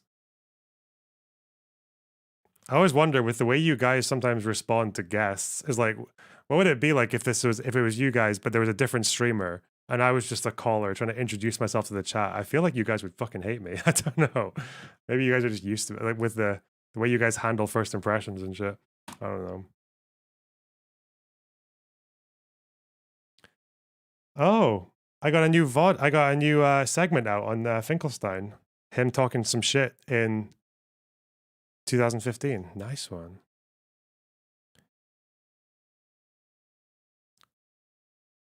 No, you say retards, so you're all right. Jesus. Well, who says they don't currently hate you?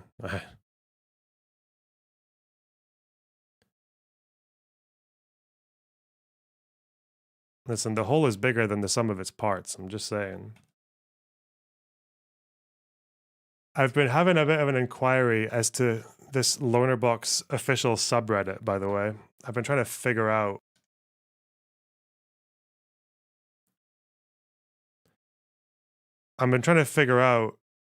how I'm supposed to get a hold of this.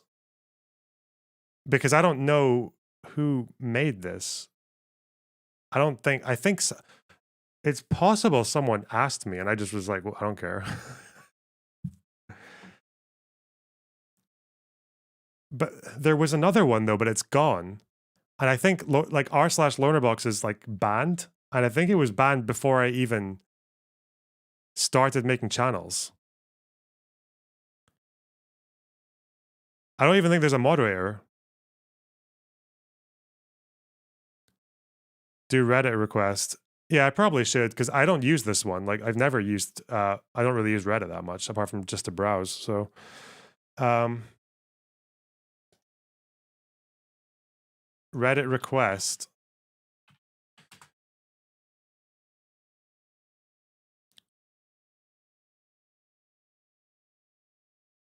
The r/Lonerbox is banned for breaking rules. Yeah, but can I request the name if I had nothing to do with it?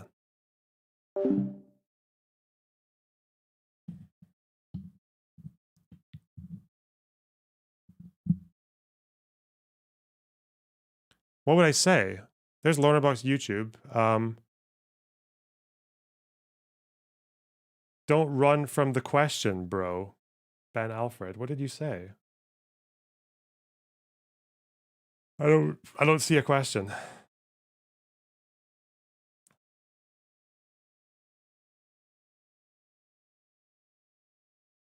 Yeah, what do people do? You don't think they'll let me have it? What? Is that it? Then if a Reddit gets banned, you can't, like... what? I wonder why. I wonder what they did. I'm sure any in the VGG mods would love to help out.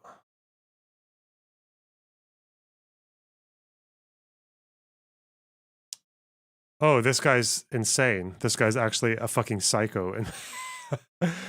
Are you an Arab Christian? You're high IQ. They have an intelligence distribution that's shifted right relative to Muslims. Okay. A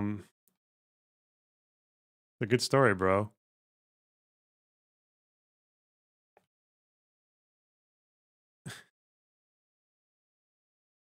That's so interesting.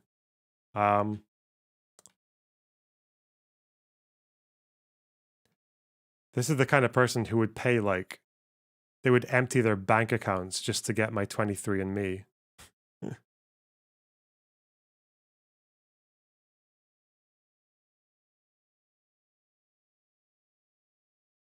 Okay.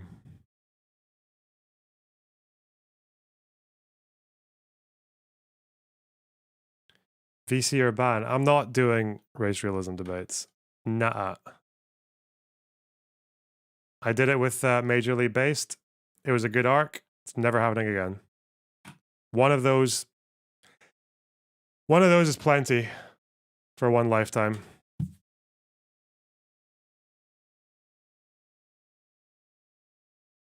Can't sub. It said it was banned for breaking rules, though. All right, let me have a look. Reddit request is back open. Changes to the process. Okay. These changes are now reflected in the sidebar and will be effective starting now. Previously, your account needed to be at least 90 days old and have 500 combined karma to request a subreddit. The requirement moving forward will be a 28-day-old account and 100 comment karma. I have 14.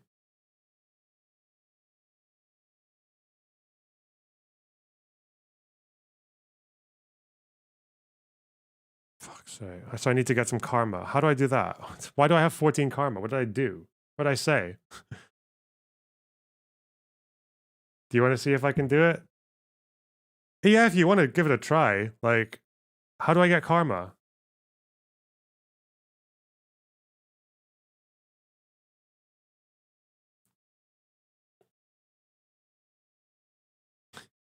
Make a post in the Destiny subreddit and well, I don't want to make a post just asking for karma. Fuck off. That's weird. That's so weird.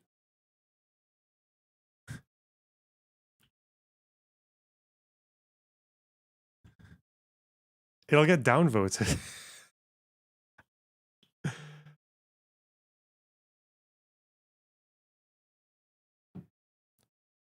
Okay, I know what to do. Gotcha. All right, no problem.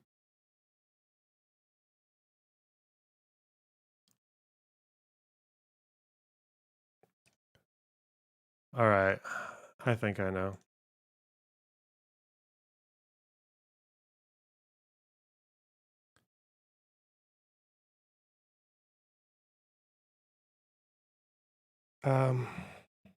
Post your recent video on your no. I know what to do. Okay, I know what to do.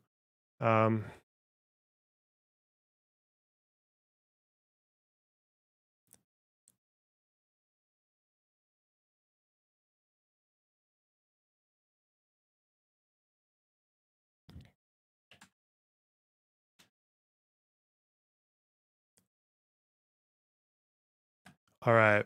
I'm gonna put up this picture so there's something to look at. Help me.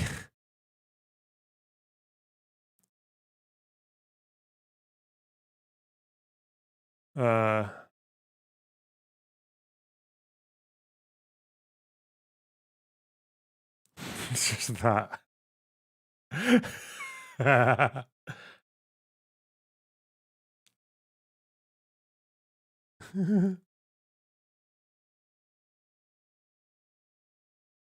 Help me with my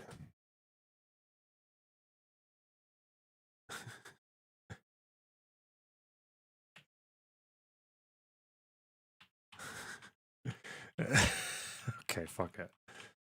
There we go. All right. Don't look away. Wait, all right. There's fine, isn't it? Is there no there's no you can't put like other paragraphs. It's just the title and the picture. Okay. What does this mean? Add flair. Of course I'll add some flair. This is what is this? Is this a shit post? Is this a suggestion? Is this drama? I'll call it a shit post. I'll call it art. Okay.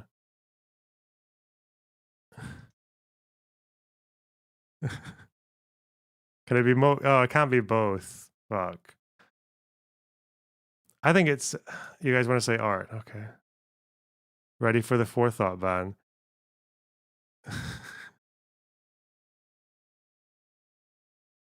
Okay.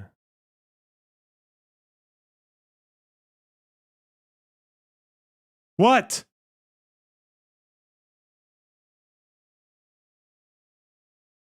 This post has been removed by the moderators of r/desk. Bro. Why?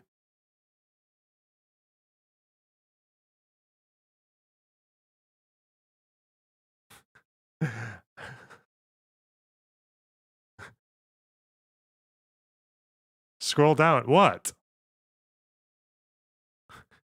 That's an auto mod. That's not fucking. Oh, I need karma. Okay.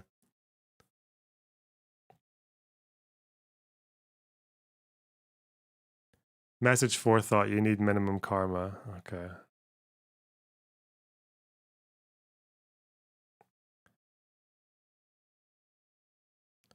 You need karma to get karma. That's bullshit. Is it because of the flare? You can just post stuff to your own profile.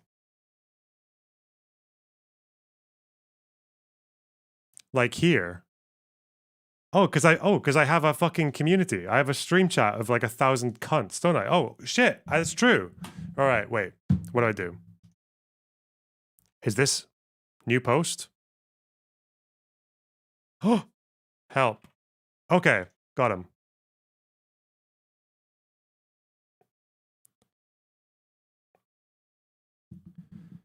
Okay. Post.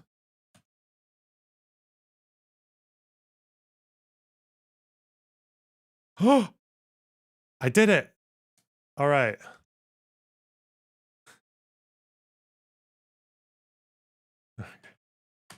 There we go.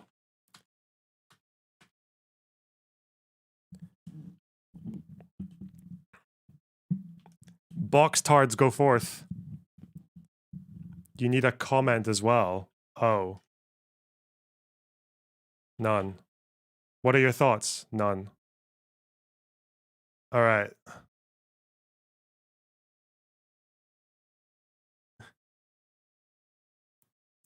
That it?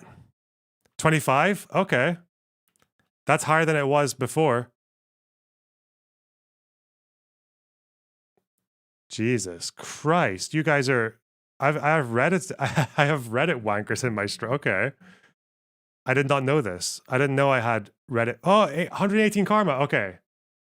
So now I can ask the guys. Okay. Good. Stage 1 complete. Reddit request. Your r/destiny post is up for me. Oh, okay. So now I can make a Reddit request. Oh, comment karma. How do I know what's my karma distribution? Give me dark mode. Oh, that's so much nicer. What's my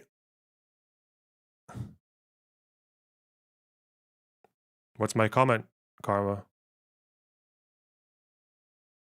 What does that mean?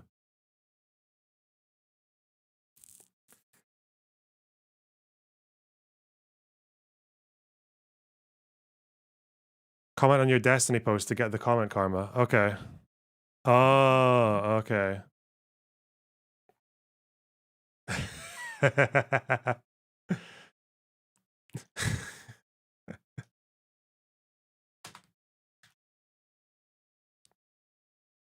All right. Okay.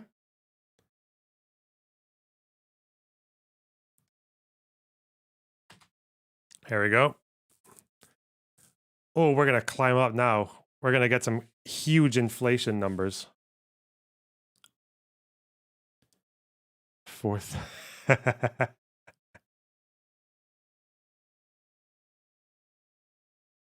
You should try Chick-fil-A. I don't think you get Chick-fil-A in the north, do you? In Cincinnati? Do they have Chick-fil-A in Cincinnati? I thought it was a southern thing.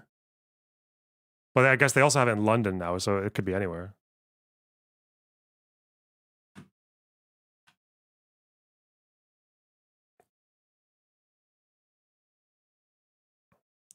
You'll get punished for brigade. Doesn't Hassan do that all the time on LSF? Or he used to. I don't know if he still does. Okay. I should have enough now, right?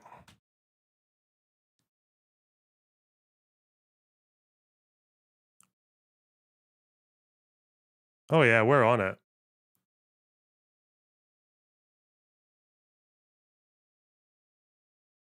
Someone teach this man how to Reddit. Yeah.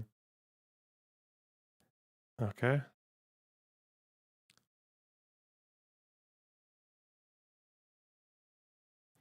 I think we're good.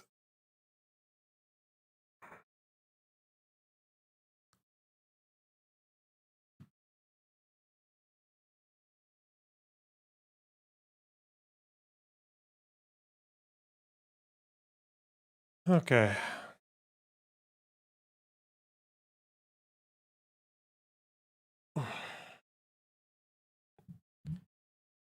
Didn't the Ultimate say your account is too new? No. I don't think my account was too new, was it? This account's not new at all. It's been around for like months. Okay, Reddit request. You need 28-day-old account and 100 comment karma. You will also need to have a verified email in order for us to process your request. If you don't have a verified email, your request will be denied. Okay.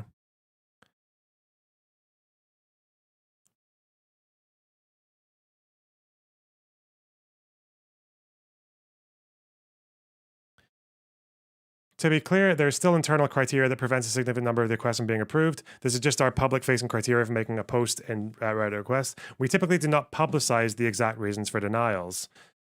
Many newish mods try to make requests for tiny abandoned communities that have never been active or have been restricted due to a lack of moderation for years, which can enable them to gain moderation experience. The goal here is to make those subreddits easier for people to claim. We have restrictions in place for automatic approvals for larger subreddits. Okay. What subreddit are you requesting? r/lonerbox. I'll verify your email for 5K. Hey, this guy knows what he's doing. Have I verified my email? I think I have.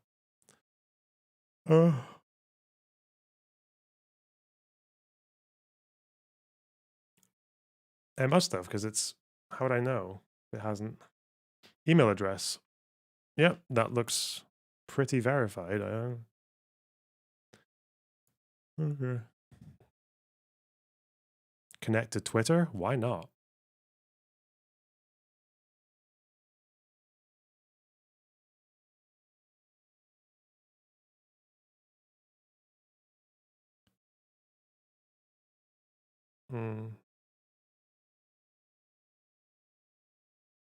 Include your links to Twitch and YouTube. Yeah, I'm doing that right now. It lets you connect to Twitter, but the other ones are just like Google and Apple. I guess I can connect to Google because that's my Lonerbox Gmail. Is that right? Hang on. Continue with Google. Let's go. Someone reported the post already. What, in Destiny's subreddit?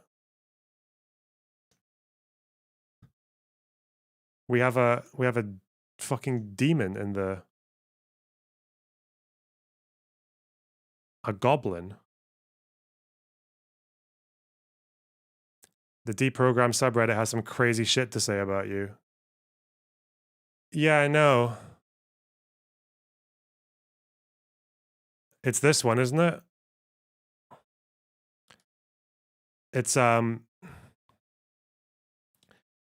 see, it's because the people who insist on reading theory and material analysis are just the same people who are fucking retarded enough to believe a fake tweet where a Scottish person is spelling defense like an American. I don't.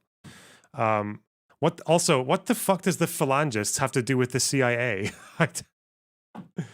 Like, how stupid? Like, these, I don't understand. It's like, it's also the fact that this kind of nonsense is like, it's like always accompanied with massive like pseudo-intellectual posturing as well. Why is that top of searches? I don't know. It's so dumb. Well, you know, these are the fucking faces of online fucking Marxist-Leninism, you know? The vanguard. These are the people who will bring the revolution to the United States. It's got the highest upvotes to comments ratio. Is that why it's on the top?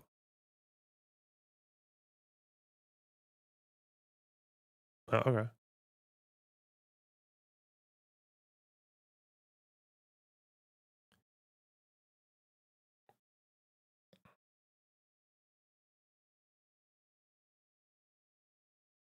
You're so unproblematic. Yeah, I am actually, yeah. I don't know. Is what it is. All right.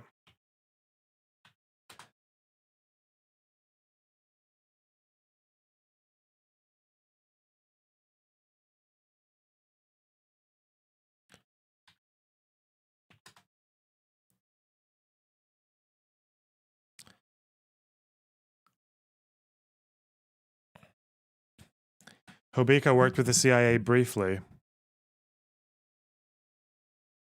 Was he involved in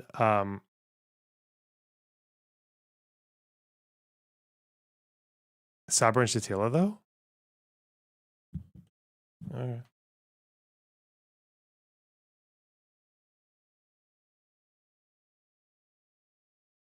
I guess he was actually. He was close to Sharon during that time.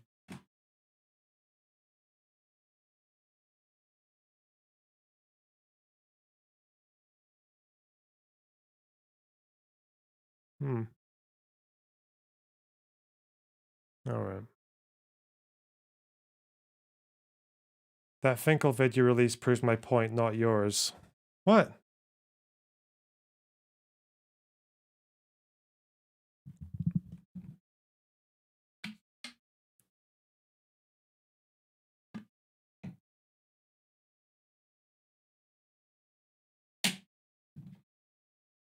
None of your comments make sense to Tim, you know. I was like, I probably would have banned you, but you're completely incoherent. I have no idea. Like,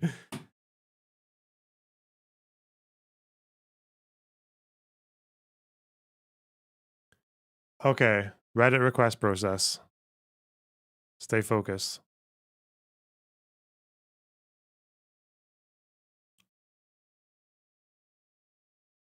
So where do you make the posts? Did Traveling Israel ever see your video? No, I don't think so. But the people who follow him are fucking insane. At least when I deal with far leftists, like the critiques are usually like they'll just say it's usually like a paragraph full of jargon and half truths or like some bullshit about like maybe some like fake history or some shit. But like when it's the Traveling Israel, like the right wingers, they just respond with like nothing. They just say shit like on it, like sincerely, it's just comments like, "Oh, have you ever considered that you might be wrong though?" I was like, there's nothing there. I don't know. I keep noticing that as well. That like when you argue with like with far leftists, there's like a lot of like mental gymnastics to deal with, and a lot of buzzwords, and a lot of like alternative uses of language and shit like that. But like when it comes to the right wing, you are just dealing with like with right wing extremists, you are just dealing with like common sense like arguments, as in like not that much thought, like homespun philosophy. Yeah, it's just the standard is very different. It's kind of why I get more frustrated with leftists, because I expect them to be less retarded than conservatives, but you know. Okay. You just have to make a post in this subreddit.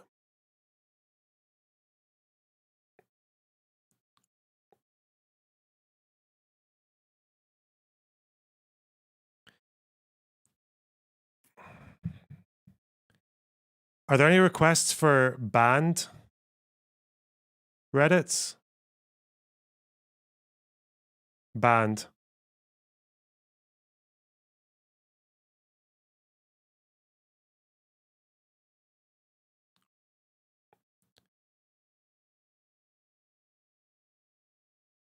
Okay.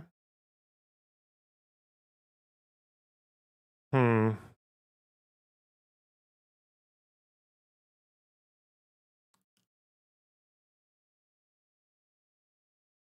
See, I don't know how to deal with a chatter like this, because I know they don't like me. I know they're like a hate watcher, but they're saying like keep deferring to bad articles rather than actuality. Trace the cause, not the bullshit effect. Like this person just speaks to me in riddles. It's like fucking. It's like a broken Gandalf. Like I don't.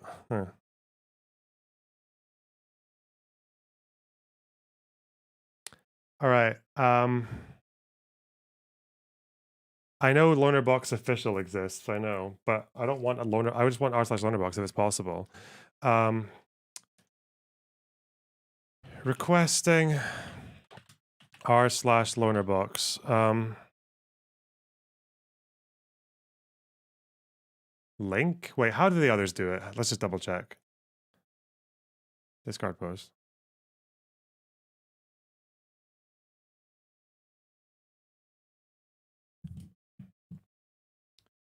It's too close to Boner Box. Where's the one that was banned?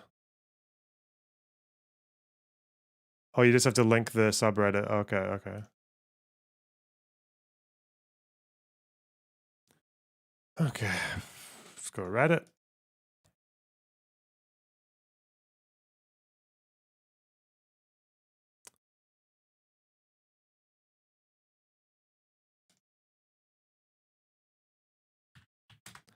What does Lonerbox look like? Banned for violating Reddit rules. Okay. Check the comment and the one that you just looked at. Okay.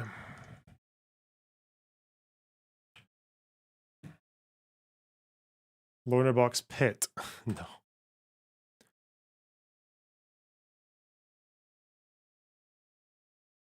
What did the comment here say?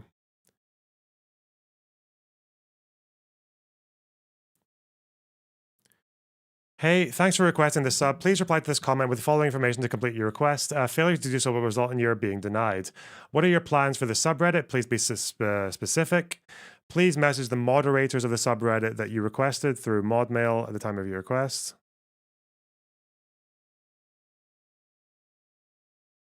You'd like to mod?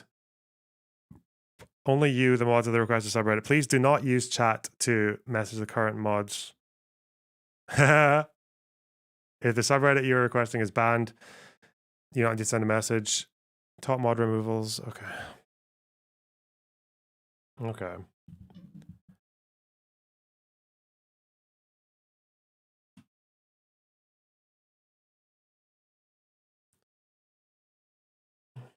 Quest for r/lonerbot.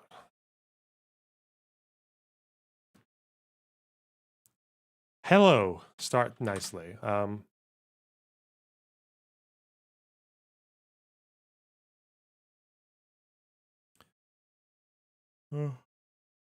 you not do a space? Can you not do an enter?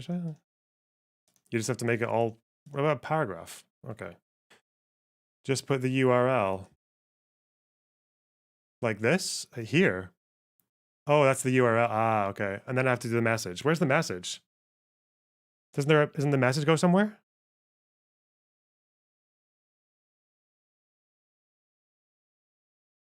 Change from link to post. Oh, God. Why wouldn't it let me go post? It has to be link. Do I have to reply in the comments?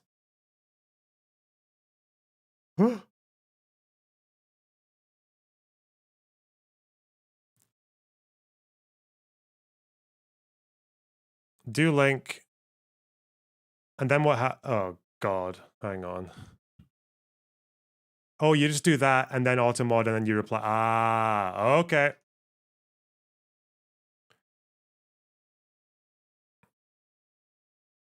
Post. Okay. And then I guess wait for the comment, which is supposed to go here. Okay. Hey, give me the fucking auto comment, dipshit. Denied. Okay, reply.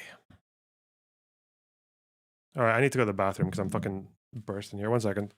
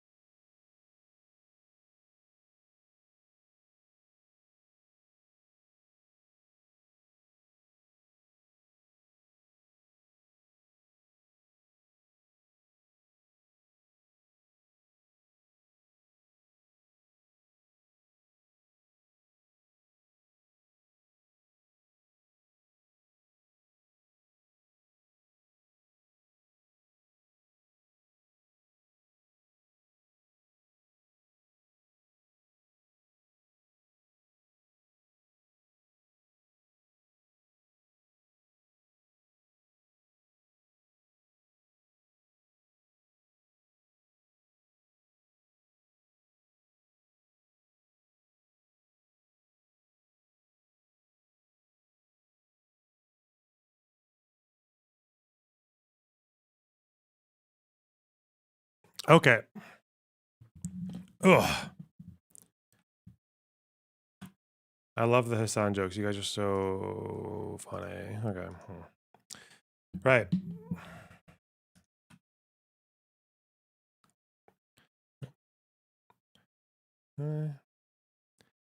What are your plans for this subreddit? Okay.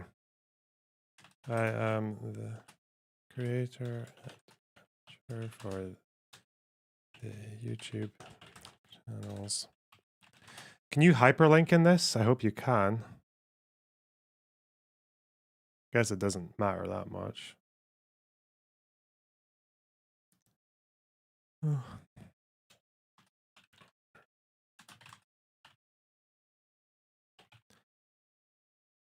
How do you hyperlink in fucking Reddit? Is it like this? Huh. What happened? I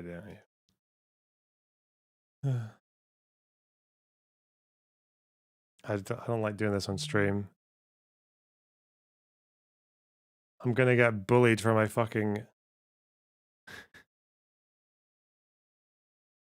Did that not do it? Oh, there. Okay, got you. Nice. Easy. Easy. For the first time it just went really weird. This is this one.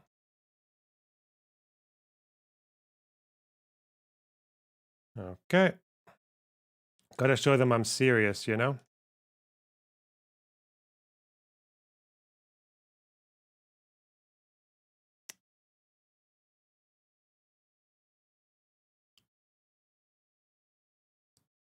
You forgot CEO. Yeah, that's true. I am the CEO.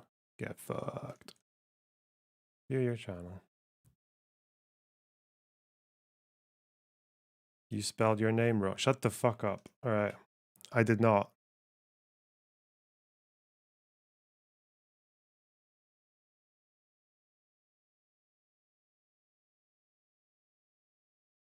Five.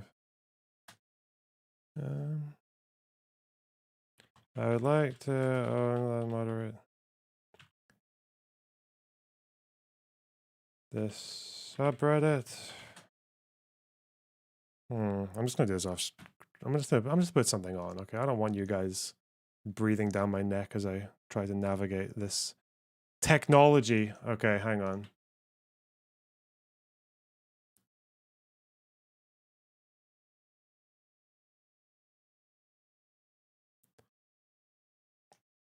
All right, not fair. As a space for my, I'll just do it here. Whatever. For audience to share, to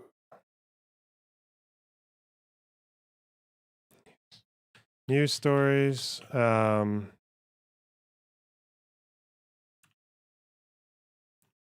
memes, and have discussions. Share and discuss news stories, memes, politics, and history, and internet culture. All right, that's probably our main things. Serious political discussions. Okay, that's all I... Let's just be fucking concise, all right?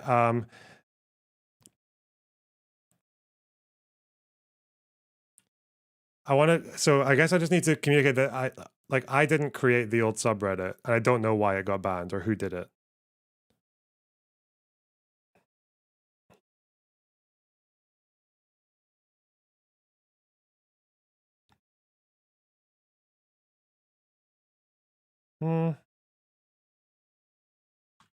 Unfortunately, have no idea who created the subreddit. Reddit with my alias. Nor do I know what they did to get it banned.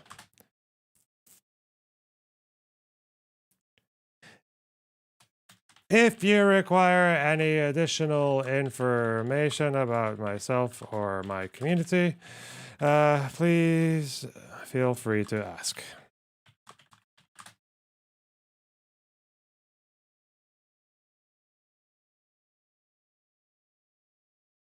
All the best. Box. All right. Based. All right. I think that's okay. It wasn't banned for a lack of moderation. It was banned for like community guidelines or some shit. I don't know.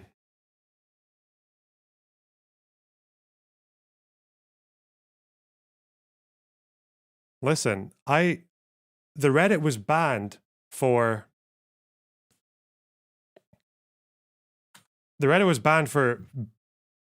for breaking community guidelines. So I obviously need to present myself as a respectful user of the platform. Obviously.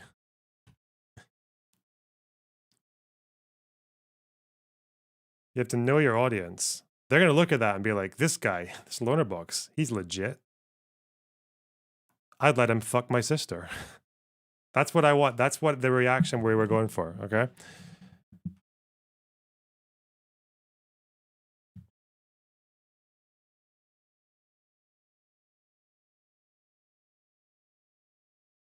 Moderating political subs is a nightmare. You need an iron fist, which is why lefty subs tend to be run by tankies. No idea. I guess they are more authoritarian, so their Reddits would be like... I think that's a thing, though, isn't it? Hasn't that been a thing since the dawn of time that like tankies prefer like party discipline over numbers? I don't think that's unusual at all.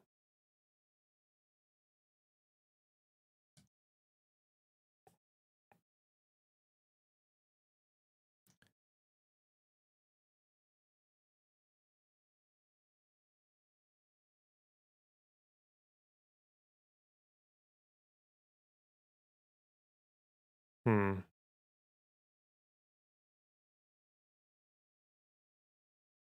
Right.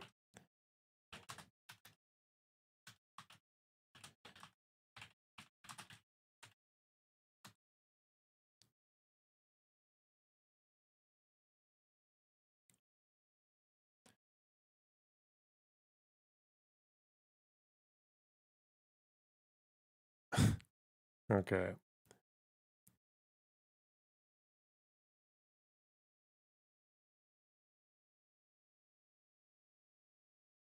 Now I just need to hope that I'm not too good at that the community wasn't so big and active that we ended up fucking triggering the moderation. Oh, by the way, don't fucking stop liking my fucking Reddit posts, chat. Stop. I think it like triggers something maybe, and that's like a little bit scary, okay? We gotta behave ourselves here. Now you want the light. Stop. Stop! You already got 500 karma. Yeah, but I'm a popular dude, you know? It's not...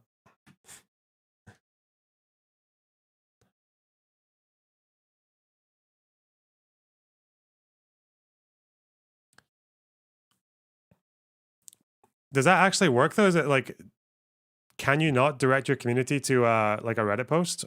I thought Hassan did it all the time. Or did he do it so he could get banned?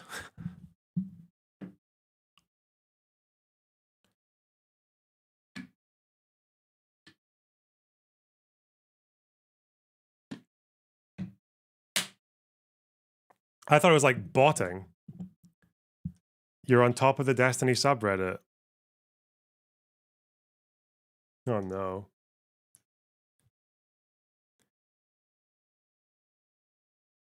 They can be touchy about brigading other communities other than your own.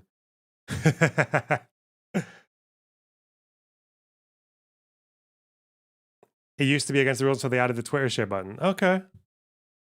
Well, I guess we're owning this sub, to be fair. We're on top of it. Look at this. Look at this engagement.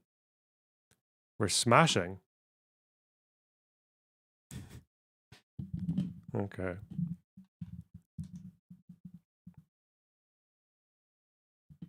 Oh.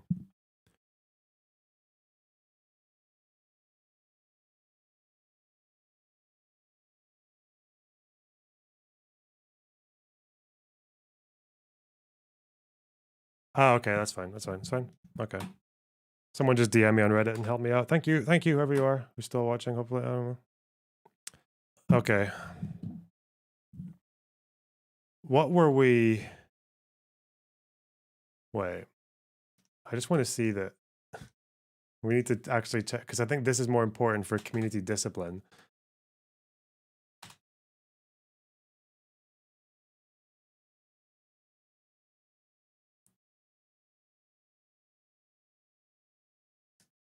Okay. That's fine. It hasn't been brigaded. That's fine. Okay. Thank you, guys.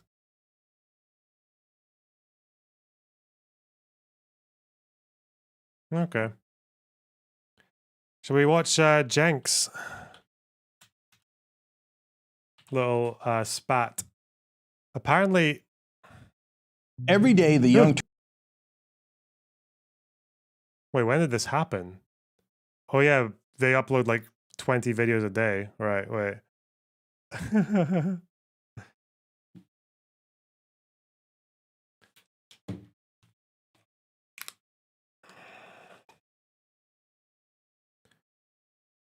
What's next? An LBGG site? Yep. That's the next goal.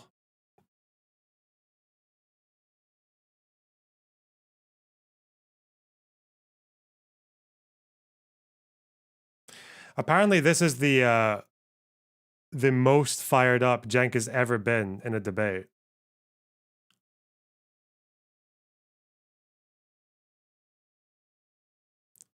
Destiny versus Shabiwa has 25k comments already, exceeding Lex's last 50 videos. Yeah, well, actually, I wonder what the comments are saying. Are you going to use Whiteleaf? No. I don't dislike Whiteleaf, but I'm just think I'm going to ask someone else. I tend to avoid doing what all the other people are doing, but let's see. 1.9 million views in a day. Holy shit, Lex. Lex.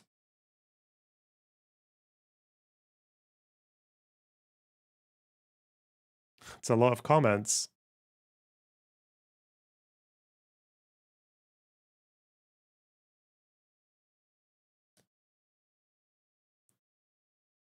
There we go. Something has to happen.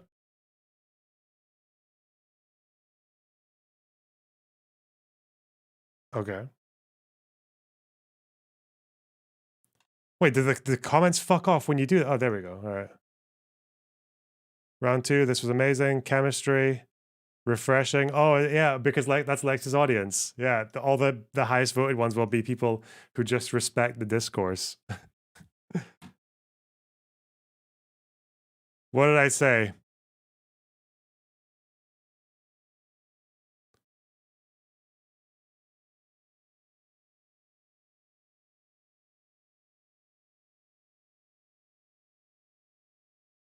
Huh.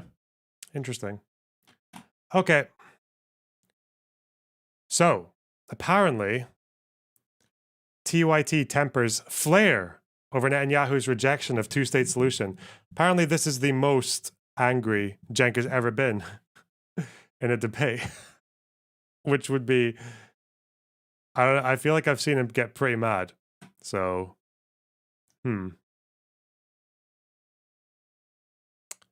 let's see what happens. He does look very red in that thumbnail, so. New, pretty harsh pushback in Israel this morning after Secretary of State Antony Blinken's call for a separate Palestinian state. Blinken explained this was key to ensuring regional support for Israel's security and Iran's isolation. The Israeli Prime Minister Benjamin Netanyahu pretty much flat out rejected that idea.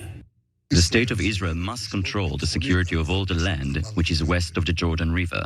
That is a truth that I'm saying to our friends, the Americans. and have also blocked an attempt to force upon us a reality which will hurt the security of Israel. The Prime Minister in Israel must be... You can take it from me. I'm the man who knows what's what about Israeli security. Fuck me. The nerve of this slimy cuck bastard. able to say no, even to the closest of our friends. That's Israeli Prime Minister Netanyahu forcefully rejecting the Biden administration's push for a two-state solution following... What is this? Do I have another community member who's talking about having a fucking YouTube channel? Content coming soon. Okay, maybe not now. Okay. Following the end of this war, whenever that will be. The U.S. is saying, however, that that is not the final word, citing that they've been able to change previous hardline positions from the Netanyahu government even during this war. The tense back and forth reflected what has become a wide rift between the two allies over the scope of Israel's war and its plans for the future of the beleaguered territory. We obviously see it different, White House National Security spokesperson. What is this? Is this good? He's really aiming for the stars here. Look at this. I hope to host a debate between Trump and Biden. I think this can be done well in a way that explores the ideas and humanity of the candidates with depth, compassion, and humor in long-form conversation format. Probably many other people can be better moderators than me. Great. I would just love to see this done outside of mainstream media debate format. Do you think they would want Lex or Joe Rogan? I respect it. This guy is reaching for the stars.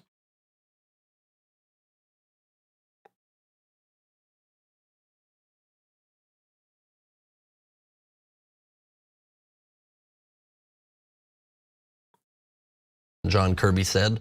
Netanyahu spoke just a day after U.S. Secretary of State Anthony Blinken said Israel would never have genuine security without a pathway toward Palestinian independence. Earlier this week, the White House announced that this was the right time for Israel to lower the intensity of its devastating military offensive in Gaza. In a nationally televised news conference, Netanyahu struck a defiant tone, repeatedly saying Israel would not halt its offensive until it realizes its goals of destroying Gaza's Hamas militant group and bringing home all remaining hostages held by Hamas. Saudi Arabia's foreign minister said the kingdom is ready to establish full relations with Israel as part of a larger political agreement. Quote, but that can only happen through peace for the Palestinians, through a Palestinian state, he said. More on the story in a minute, but I'd like to check in and get your initial thoughts, Cenk. Yeah. So first on Netanyahu, I was led to believe that from the river to the sea was a genocidal phrase. Hey. In fact, I've condemned that phrase. I condemned it when... excuse me, by your logic. Debate pervert. Well done. Palestinians use it. I'm now going to condemn it when apparently the terrorist Netanyahu uses it, saying that he's going to do a genocide and ethnic cleansing from the river to the sea. That's my understanding of the phrase, from the river to the sea. You just heard it with your own eyes and your own ears. You heard him, okay, and you saw him. So now it's not just him. Ben Gvir, the national security minister, says that they're going to drive the Gazans out. Now it all makes sense, actually. Why did they start in the north? What led them to believe? If you could debate any current public figure, who would it be and on what topic? That's a good question. That definitely varies a lot based on what my special interest is at the time. I would love to, if I could ever debate Second Thought on his position of no Israeli civilians, I feel like that would be good. Or just Israel-Palestine in general. I feel like that would be, because I've heard the way he talks on the deprogram. I don't know. I just think it would be fun. It would be so much fun. But alas. But I don't know. I don't really, as far as like serious people go, or people who actually matter, I don't know. I'm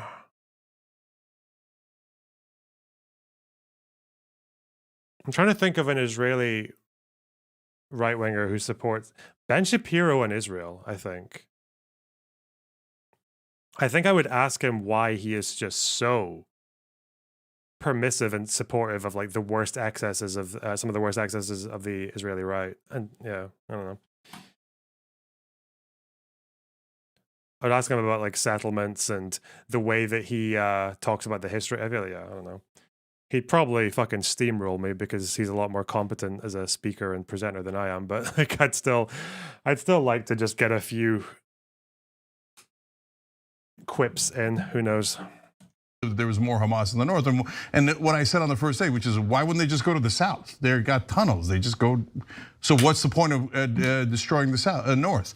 You destroy the north first. You push them into the south. Now they're destroying the south. They haven't slowed down at all. Biden asked them to slow down. Biden's the weakest man in the world. We'll get to that in a second. So now their new plan is, drive them into the side.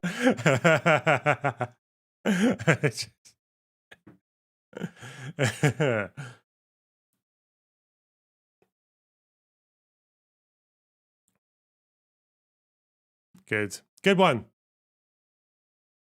Sinai Desert, and now he's making it clear, and he says two-state solution, no way, and so there'll be no Palestinian state. That's not a partner for peace. That's not an ally. He says we get to say no. That's true. They're an independent country. They can say anything they like, right? We also get to say no. It's unconscionable to send them any money. $3.8 billion so that you could do genocide and ethnic cleansing? No, hell no. I mean, look, if they start driving them into the desert, I'm considering stopping paying taxes. I don't want my money going to ethnically cleanse people. What? Well, I thought we said never again. What is this?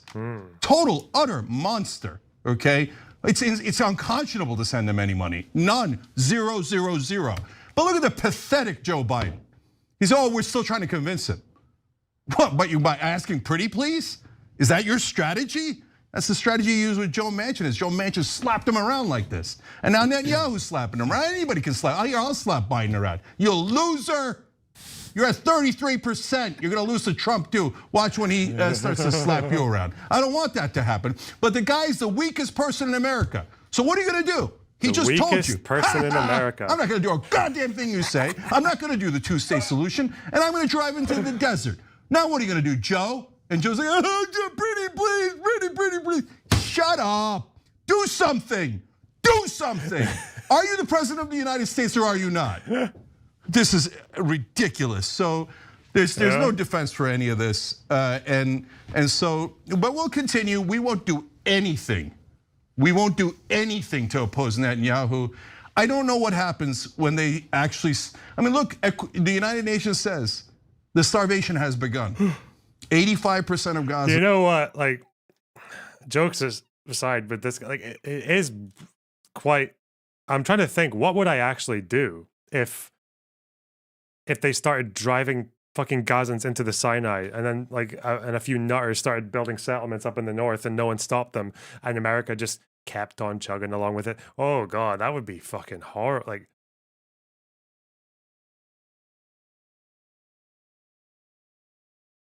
yeah.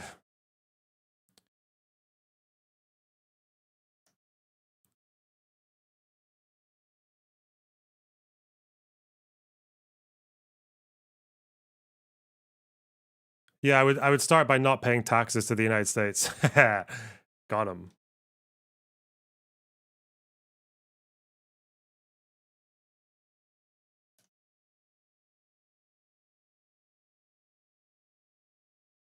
Are already displaced, homeless. And now 25% of them are starving. That's 500,000 people. So America has blood all over its hands. It's because of Joe Biden. It's because of all the politicians in Washington. But now 60 have sent a letter, 60 Democrats saying, oh, come on, Jesus, are we really gonna support the ethnic cleansing of the Palestinians, led by Jamie Raskin and Ayanna Pressley? Bless their hearts, at least there's a pulse there. But the rest is. It's not gonna happen, Loader. I know you guys are LARPing. Scarlett, I said if, you fucking retard. You don't know that. Fucking October 7th was unprecedented. No one could have predicted that. I'm just saying, if. I'm just thinking, well, how would I actually respond to that as a human being? Like, the fuck? I don't know.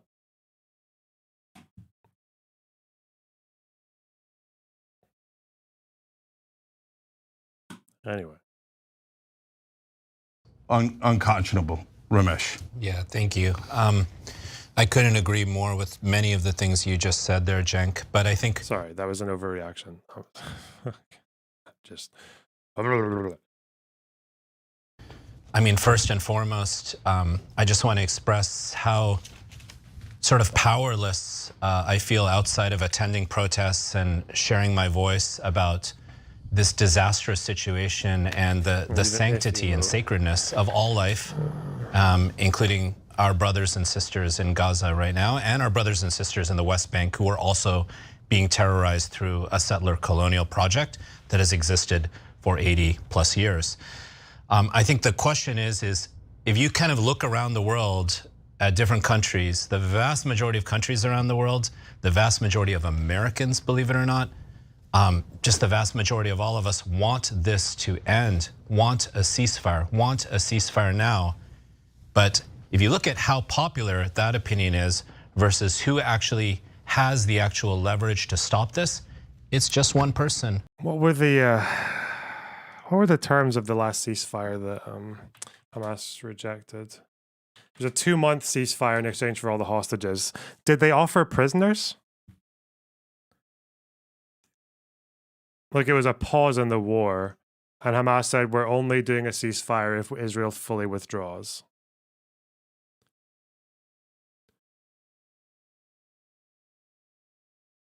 Was it also exile from the Strip? Was that what they wanted as well?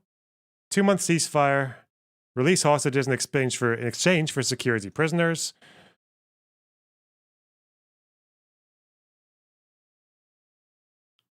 Okay.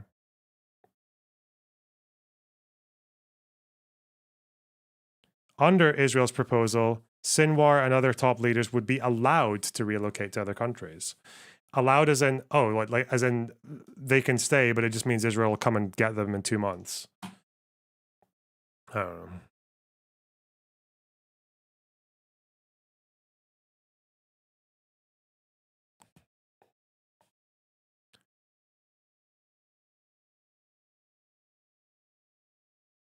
They're not going to do an Arafat. Yeah, I guess not. To be fair, I think things are getting pretty fucking nuts over there. Especially, you could almost predict it. Like after that day of Israel losing more people in one day than they'd lost since October 7th. And then I think there was a story about someone isn't there like a video of someone surrendering and getting shot anyway? Like someone with a white flag getting shot by the IDF? Like, wasn't that a thing?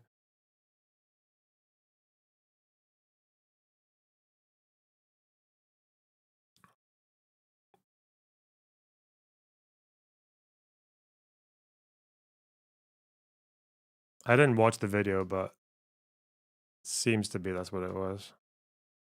That was ages ago. Oh. No, it's different from the Israeli hostages. I think this was a newer one.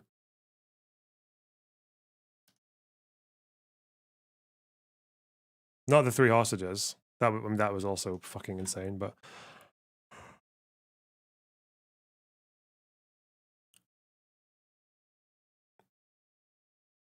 it came from Euromed Monitor. ITV news photographer? ITV. I don't think I'm going to watch it on stream. It's like 5 minutes long. I think people are complaining that it's edited. People with their hands up. Let me see what I'm looking at here.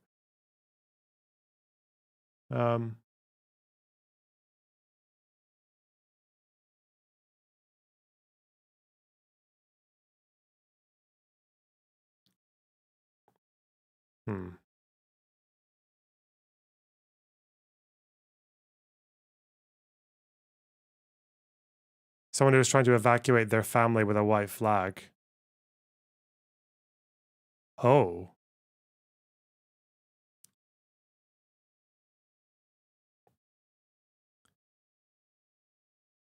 Yeah,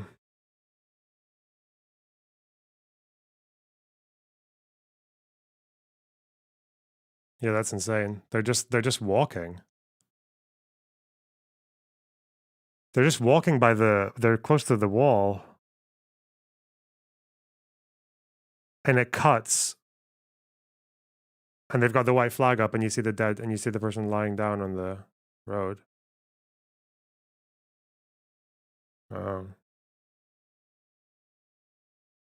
Yeah, fuck.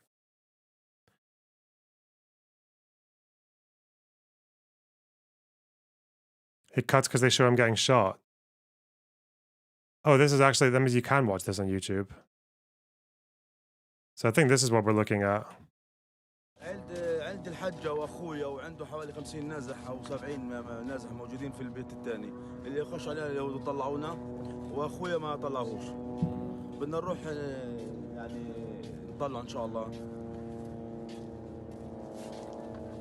The interview complete, our cameraman walked away. And then this happened. But they've got the flag The there. interviewee had been shot and fatally wounded. You can see them place their flag on his chest.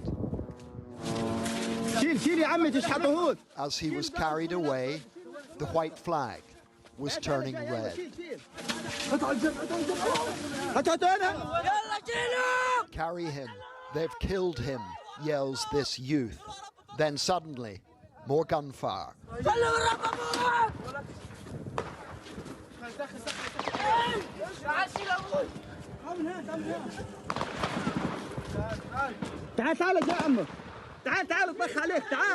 Just coming from there. They scream at a child, telling him to find cover.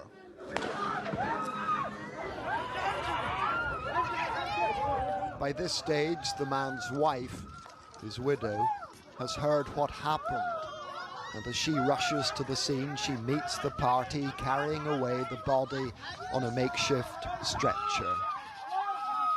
When they're satisfied they're a safe distance away, they stop.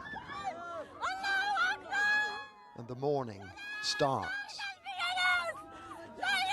These tragic scenes have been repeated time and time again since this war began. At one point they tried CPR, but there was no bringing him back, this husband and father. Yet another innocent Palestinian civilian killed while posing no threat whatsoever. John Irvine, News at 10, Tel Aviv. Well, the Israel Defense Force's assessment of our filming was that it had, they claimed, clearly been edited in the first instance. Of course, they have a duty to investigate the incident. John's been taking a look at it and seeking legal opinion on what it shows, John. Julie, more than 25,000 deaths have been reported in Gaza since the 7th of October. Mainly civilians, many women and many children. Israel's critics already say that amounts to a war crime.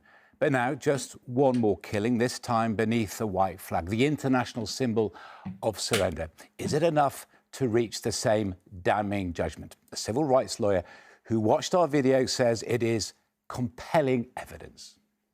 This group of 5 people are unarmed. They don't have any weapons of any kind. They're waving a white flag. They do not present a threat. So to shoot them without warning, just like that, it's an execution.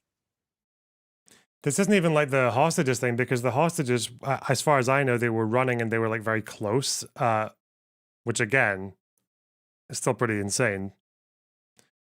But I think it's very different from like the distance that they had. But fuck, I don't know. The edit, I don't know what the editing really changes there, because you can see, you see so much range, right? And you see the white flag. I guess we just don't know who shot them.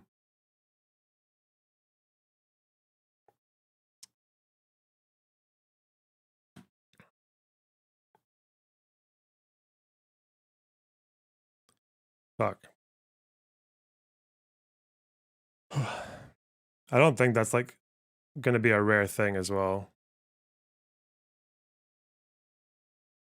Like, it's much easier for soldiers on the ground to break rules, right? Compared to, like, it's not the same as pilots who are given targets and like coordinates and shit like that. It's just people who are down there on their like,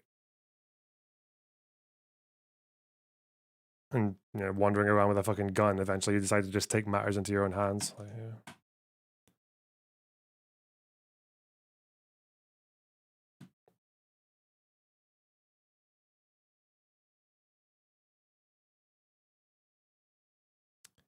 Anyway.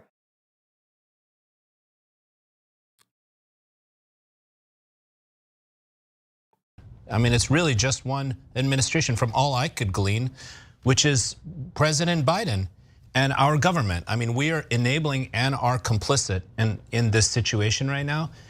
And you can't say you want a two-state solution when you unconditionally back a genocide occurring to the poor Gazan people, and you're not doing anything about it. So actions speak louder than words, right? I mean, I'm not talking about, I totally understand the illegitimacy on certain levels of Hamas, but I'm wondering what a vision, I just want to ask that question, and Ben, I want to hear your thoughts on this.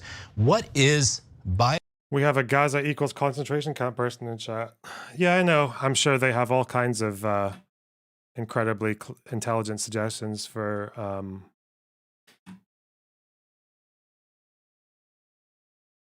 what should be done about that.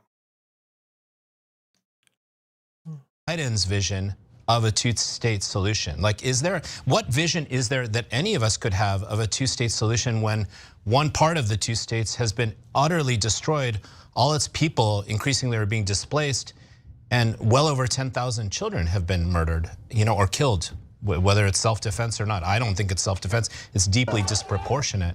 So it's sort of like, if it's our country and our leadership that has the only leverage to end this, why is it that they're so insistent on continuing to unconditionally support this genocide, yet state they want a two-state vision? So it's sort of like, I have to question whether they want a two-state vision, and if so, what would that look like? I'd be happy to answer that. Please. There's so many things I disagree with that both of you said that I would love to address. Dave Rubin here, ready to fire in.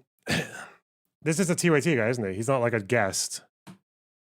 Because I think Cenk's whole thing is like he likes to take on people who disagree with him, including that crazy fucking tanky Stalinist person.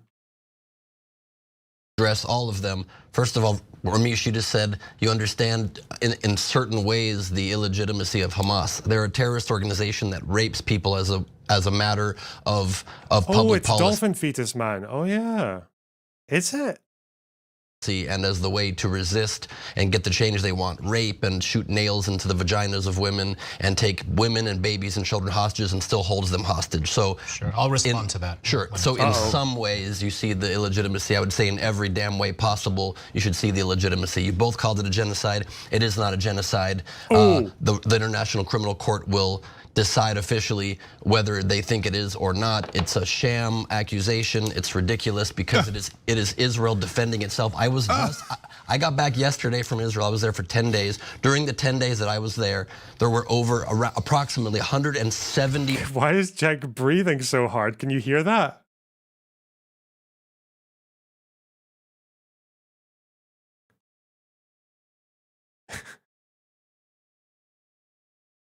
Jesus. He is fucking filling those 100-gallon lungs.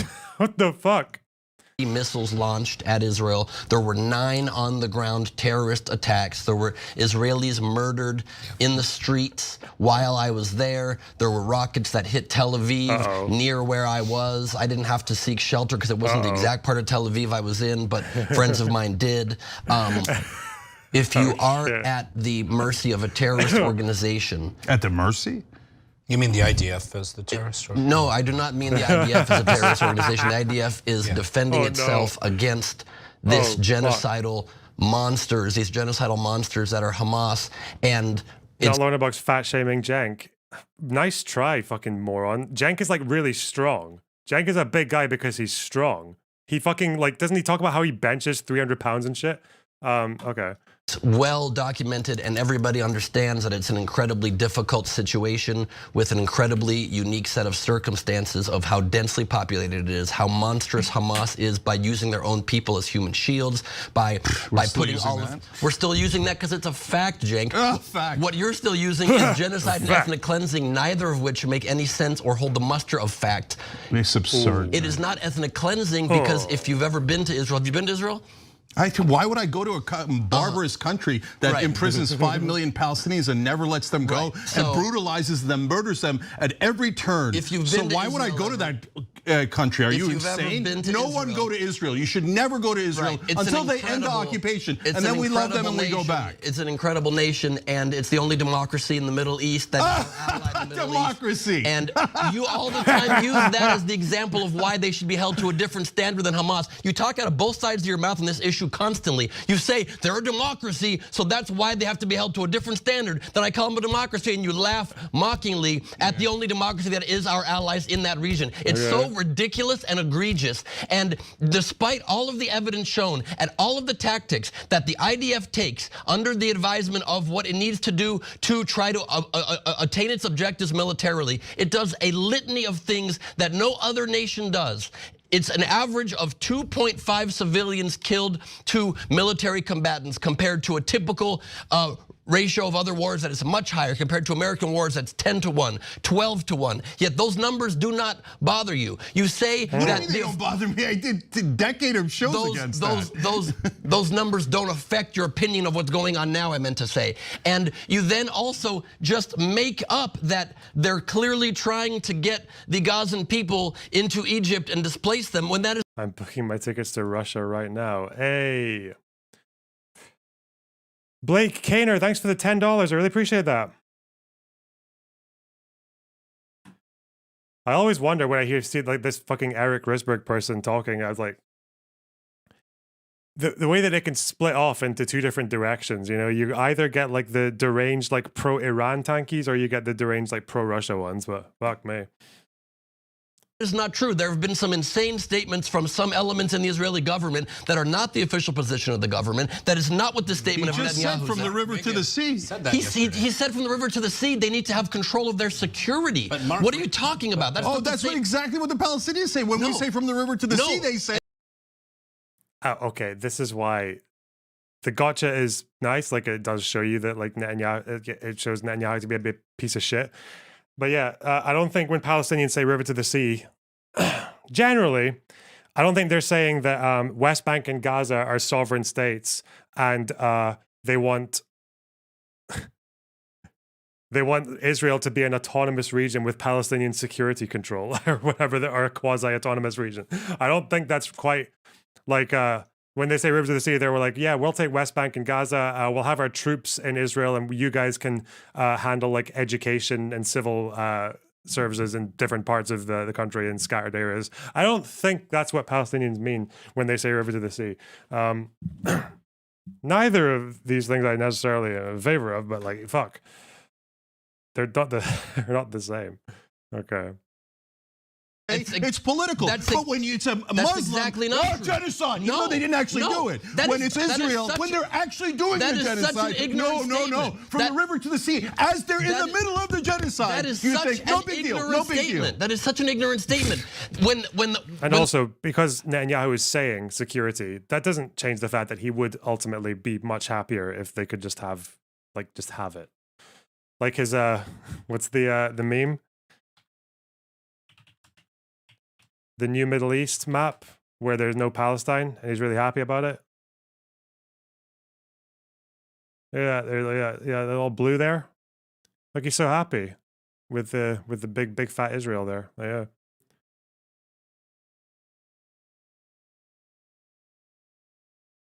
When the Palestinians say from the river to the sea, they literally are saying without Jews and Israelis living there and pushing them into the sea. Because this monster is actually killing them, butchering them. Because that's why you've condemned the statement. You've got a theoretical statement on one side and on the other side you're actually butchering. So why did you condemn the statement? Because you know that's what it means. That's why you condemned it. Why don't you condemn Netanyahu, that monster who just said from the river to the sea? Because he's not saying that they need to displace the Palestinians. Get out of here, Ben. You're the most biased man in America. And I do condemn Netanyahu. Muslims can't say it, but the Israelis can say it all day long as they do it.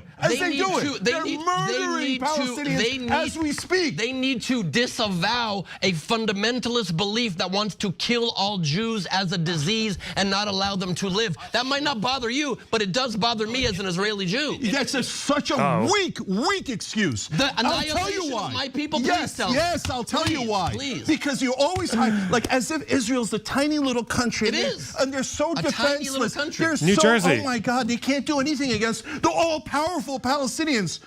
who they imprison and take away their water, power, electricity, murder. Would you laugh at a Ukrainian debating someone who's pro-Russia? Yeah? You have no fucking idea what I would do. Yes, actually. Yeah, I would laugh. Yeah, that would be funny.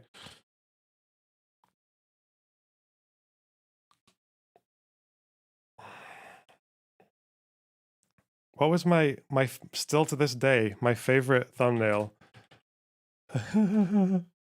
Is it still? This is still my favorite thumbnail of all time and title. Vosh makes woman cry, continues debating.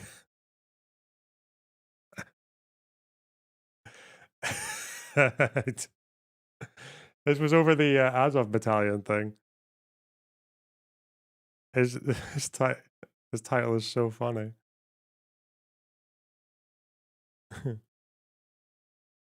Anyway. Doesn't care. Them at all turns, etc. No.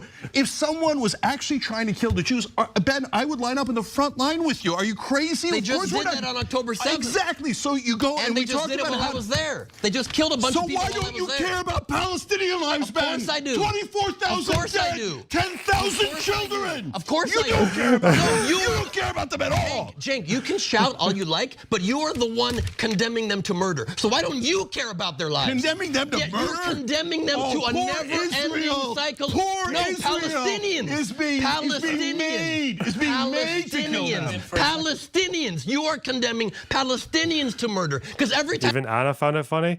How do you know? Where's that? Is there the Anna reaction to this? Oh, you mean Anna, Ukrainian Anna? Sorry. Whoops. I suggest that you put any pressure, or the world puts any pressure on Hamas. I think meant Anna Kasparian you say was reacting they're to terrorists. this. You can't like the camera's gonna pan over to her, like they do in Fresh and Fit. Tell them to stop, so you can only tell Israel to stop, which, as you know, for a goddamn fact, means that this war will end, Hamas will regroup, they will kill more Israelis, and Israel will kill more Palestinians. And that's what you want. That's what you're advocating for. Insane, Ben. That's exactly what you're advocating for. I want a two-state solution where you actually have peace. So do I. But not Netanyahu. That's a horrible statement he makes, and that should not be the position. Terrorist, right? But you add no, not terrorist. Of course he's a terrorist. He just said from the river to the sea, and he's actually doing it. 20 times they hit terrorists. I will be with you if he actually encourages. He's doing it, Ben. What more do you need? 48,000. Not one person's been displaced out of Gaza. Are you insane? Out of Gaza. Not one. Are you insane? Not one. It's squished into a little corner where they're being bombed. That's what you're saying he's doing. Why doesn't Egypt allow any refugees? Why because that's the displacement. No, voluntary displacement, like happens in every war. At the beginning, at the beginning of voluntary. Did you just say that was a voluntary displacement? What was? No, if the possibility of going into Egypt would be voluntary, like in the first month of the Ukraine-Russia war, 5.9 million people were allowed in, but for some reason, the Gazan people's neighbors, their fellow Muslims, don't allow them in. Not one person.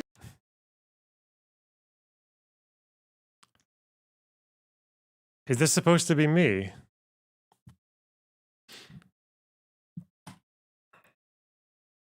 How am I supposed to feel about this?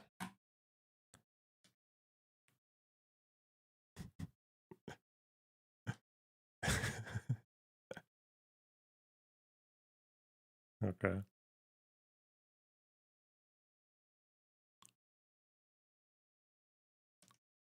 They condemn them to death. That's the ethnic cleansing when you drive them from their homes. During war, temporary displacement. One thing.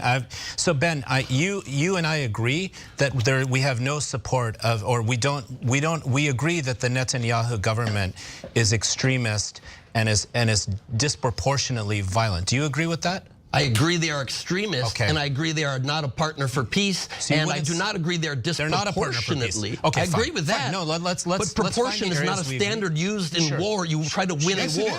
No, it's not. It's what war crimes are all about. That. No, it is not. It's about appropriate. I'm curious how there can be a future with a government that has absolutely no interest in a two-state solution. There needs to be an election. There can't be. There can't be. And how can that future even come to be when both the U.S. is unconditionally backing And the Netanyahu government, because it has so much leverage, because we're not doing anything, It's is not doubling down on its extremist policies. Blinken is saying there needs to be two states. He hasn't done anything. Action. That's Show what one they're piece of doing. action. One piece of action. They convinced Netanyahu's government to do a temporary ceasefire, to release Palestinian prisoners for hostages. Those were positions he was not into agreeing to, and they convinced him. Those are the things they convinced him to do. So you can yell all you want, Cenk, and you can sweat about it all you want. Netanyahu wasn't even going to do that deal where they released their own hostages. That's my understanding. That's correct. Netanyahu is such a terrorist monster. He wasn't even going to release the Israeli hostages. We had to talk him into it. No, he was We had to talk him into releasing his own getting his hostages back. Congratulations to us. We convinced Israel to get their hostages back. But we have to understand that people in Gaza are trapped there. They have no basic services, and they're just being attacked writ large. I understand. So how do you suggest Hamas gets removed from power? What do you suggest? I have no, hold on. Before I have no defense of Hamas, but I do want to understand in context how they came to be. We do know they were democratically elected. I'm not saying they're any. Yeah, so then, do the people have any responsibility for that? If they're do the Israeli people have responsibility? Are you in favor of terror? As far as democratically elected, I wouldn't really call that an election where the people got what they wanted, though, right? They got a majority of the votes 20 years ago. A plurality of the votes. They didn't win by that much, though. It was like 44-41 or some shit. And the people wanted a unity government, which never formed. They got Hamas in Gaza and the PA in the West Bank.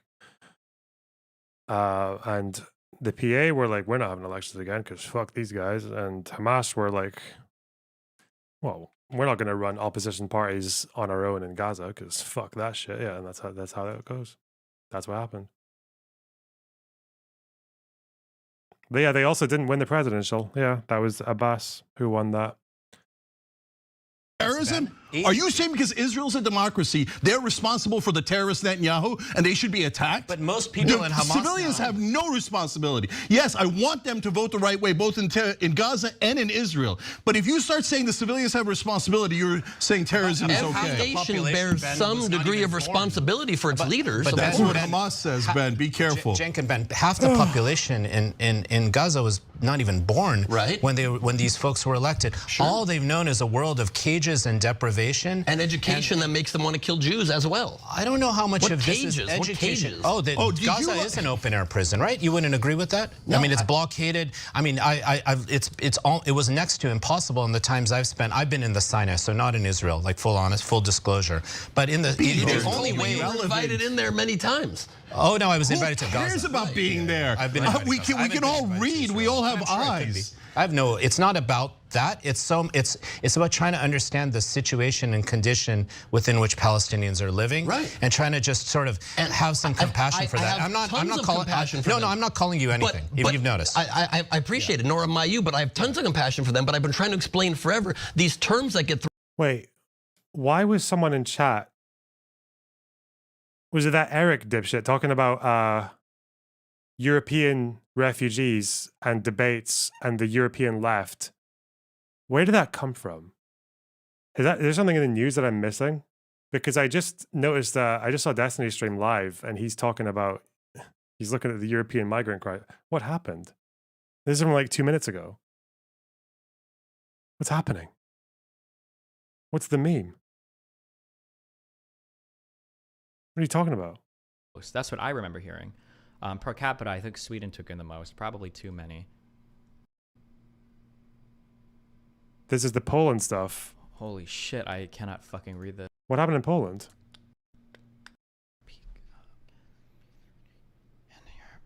Took in more per capita, but Sweden's fucking retarded. Okay. I feel like true. All right, nice. All right.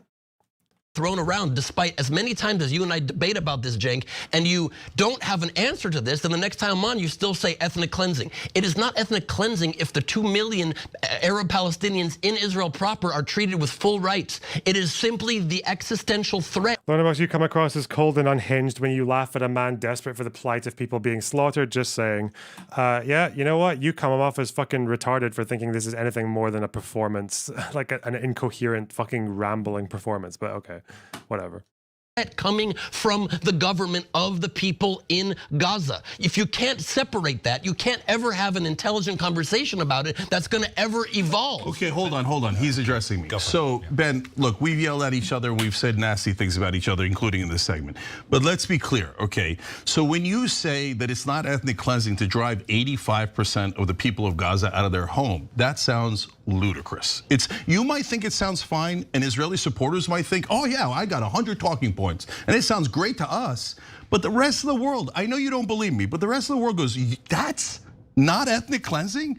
What the hell's ethnic cleansing? Well, if driving 85% of the people out of their homes, destroying 70% of the buildings, punishment, right? and now destroying the graves, which is the next story we're going to get to. So if that's not ethnic cleansing, I don't know what your definition of ethnic cleansing is. It is while trying to remove Hamas, who you will admit fortifies itself in every bit of buildings. I was just there. I spoke off the record for over an hour to battalion commanders who explained that in 80% of homes they go into, there are weapons found, there are Hamas properties found there, tunnels under all kinds of homes. Did you get to speak to Gazans who are suffering? No, I wasn't able to get into Gaza. Yeah, I know, because I did go to the West Bank. I did go to the West Bank. Gaza, they would have probably killed you too. I did go to those same battalion commanders would have killed you, just like they killed the Israeli hostages. And you're walking around in Gaza. I accidentally killed 24,000 people. Does that not prove the fact that they've also killed their own people? Does that not prove that it's just the incredibly dense facts of this area? They're not, if they're so able to intentionally it proves the exact opposite. No, they're not even asking. They're not even asking, who are you? What are you a threat? No, just kill on oh, damn it was Israelis. We meant to murder Muslims. God damn it, we made a mistake. I'm so happy for you that you've never been in war and never had to deal with the decision of in the moment trying to decide. In the moment against shirtless guys, cowards, terrorists. Shirtless guys, they asked them to take their shirts off to make sure they didn't have the Israeli suicide belts on them. The Israeli hostages, they had no shirts, they had a white flag, and the IDF murdered them because they thought, oh, good Muslims, let's kill them. And damn it, it was Jews. We didn't mean to kill you guys. We only meant to murder Muslims. And I just visited wounded troops in a hospital in Israel, a hospital that is still treating Palestinians who are wounded as well, as they always do, because Israel actually acts with morality in what it does. And even when trying to take precautions going into areas, this young man was shot, two that I spoke with, shot in both legs while his commander was murdered, sitting there in a field when they're trying to go. Murdered, he was a commander in the battle. He died in battle. Right. Okay, now is that terrorism too? Being what? Be killed in battle? Is being killed in battle terrorism? Like you're saying he was murdered, he was killed in battle, right? Well, which terms are you going to use? Because you're calling it murder on one side, so I'm going to call it murder on the other side. No, murder is civilians. When you murder civilians, right? Not when you kill soldiers. Sure. Okay, anyway, it's a small point. Keep going. Sure. So these people are trying to stop an existential threat that has continued forever. Do you think that only the Israeli people should suffer in fear forever? No, do you think? Why do you laugh at that? Why do you laugh at that? There were 9 terrorist attacks while I was there. That's okay with you to continue forever? So how does it stop? So how does it stop? In a second, but Ramesh, you go, and then I got to tell her how it actually stops. Look, I understand, and I understand where you're coming from, Ben. I mean, and I also don't claim to have the specific knowledge of being there, but I do think it's important we understand where Hamas came from and how these sets of actions are creating Hamases, more and more Hamases, so to speak, and the recognition that there has been a calculation made by the IDF and or the Israeli leadership that it's worth going after this densely populated area, killing now 24,000 plus people, 10,000 of which 9,000 are Hamas fighters. Sure. So the calculation was total idea of lie propaganda. So you believe Hamas numbers? You believe terrorist numbers? But that's what you cite all the time. You cite it all the time. Human rights and they are using Hamas's numbers. But human rights groups comment on the number of combatants killed. I feel like the only people who have given a number for combatants are Israel and the United States, as far as I know. No, according to you, no Hamas. You go like this to me during a debate. No Hamas has been killed. How many? None? Guys. I don't know. I trust the human rights number is 9,000. No, it's not. So you accept numbers from the other side, yet you don't on the other side. And you also, wait, hold on. Very important for the record. You also say the world agrees. The world does not agree. Jamie Raskin, who you just cited, who I had coffee with just 3 weeks ago, also, as I agree with what he's now putting up to make sure that Gazans do not get displaced, he also refused refused to sign a ceasefire now only agreement that didn't call for the release of hostages. And the entire European Union just passed a non-binding resolution 312 to 131. That's all they can pass is non-binding. It's not their country to make sure that a permanent ceasefire happens only with the immediate unconditional release of all hostages and Hamas surrendering. So a big part of the world agrees the only way to end this cycle of violence is for Hamas to stop. Yet no one puts pressure. Nobody puts pressure on the terrorists, only on the people being attacked over and over and over again. I just submit to you that the acts that the IDF have committed are also terrorist acts. And I also submit to you that there's been a calculation made that it's worth killing this many civilians to get this many Hamas members, whether it's your stats or Cenk's stats. War is terrible, no doubt. No.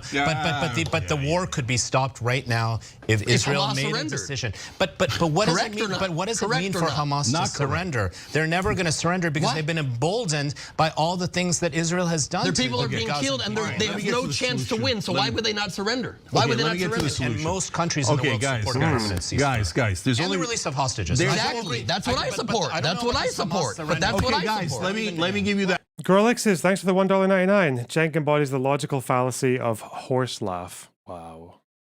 I would never. I'm fine with all that, except I don't think the Hamas surrender thing will ever happen. Nonsense. Like, what do we they should be allowed to kill Israelis forever, and then Israel just let me say what the damn answer is. All right, go ahead, guys. Okay, so look, guys, there's only one way that this ends. Number one, America has to put tremendous pressure on Israel. Take all the money away instantly. Number two, the Israeli people, I believe in their morality and their decency. Please, I'm begging you, Israeli people, okay?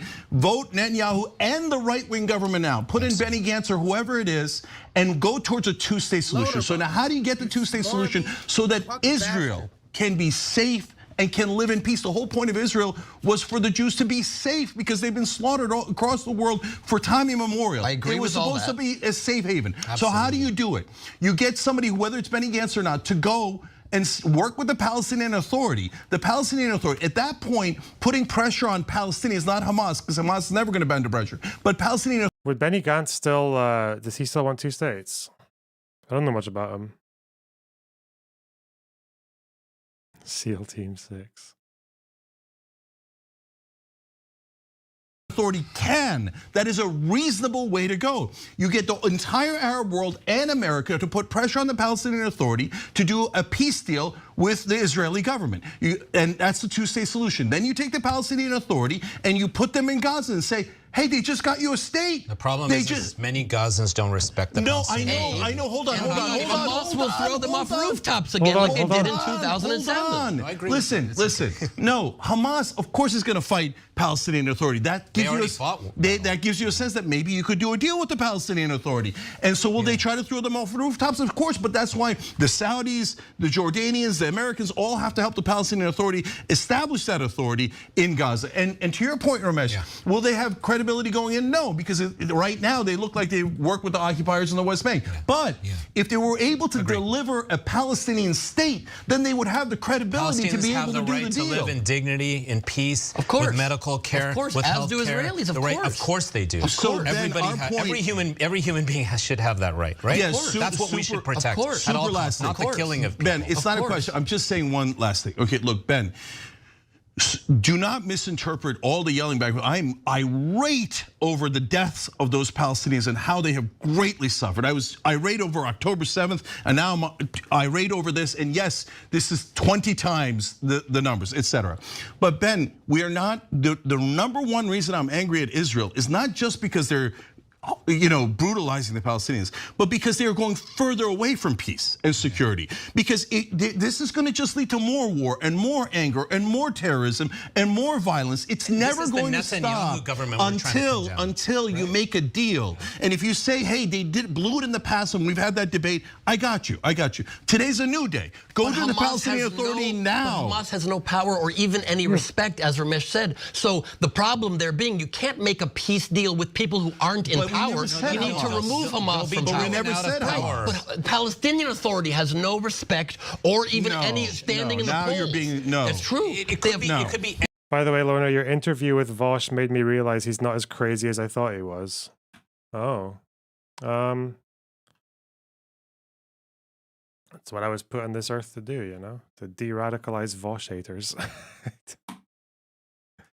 Interesting. Ramesh you don't want to deal that. Ben, you don't want to. No, but the only way this works is you remove the Netanyahu government with elections and you remove Hamas. You must do both. Okay, you must do both. We've all That's why the European Union agrees with that. Okay, yes. You guys decide what you think is realistic. We'll be right back. Thanks for watching the video, guys. We also love it if you hit the join button below because that makes you a member, and members allow us to be independent, honest. We can be as progressive as we want, no corporate media influence, and that's all because of you guys. We love doing the show with our members. Hit the join button, become one of the Young Turks. Amazing.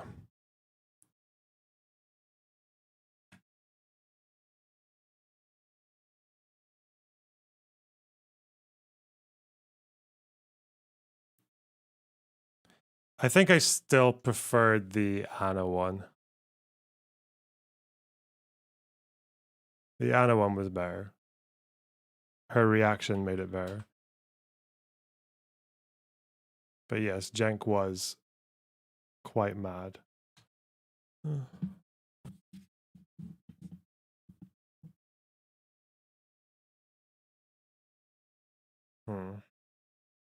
I've only been streaming for 3 hours. Feels like I've been here for ages. Tolerating you guys, I suppose. Fuck, I'm actually kind of worried about Dylan. That's if that's like a long Twitch ban, how is he gonna? Is he just gonna have to go through website and Patreon donors? Kyle talking about Vosh on the Vanguard. Oh no. Do I want to see that? Well, he got banned on Twitch, yeah.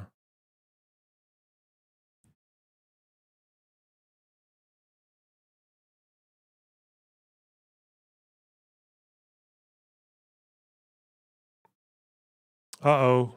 A Willie Mack Hassan clip. Oh no. What's happening?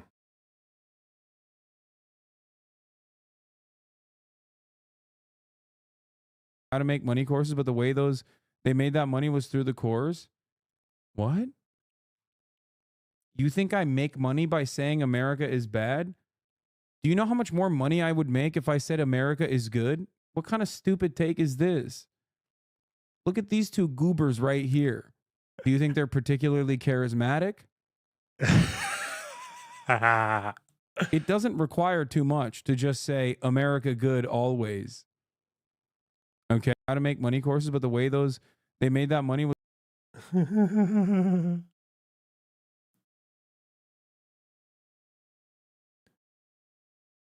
to be fair,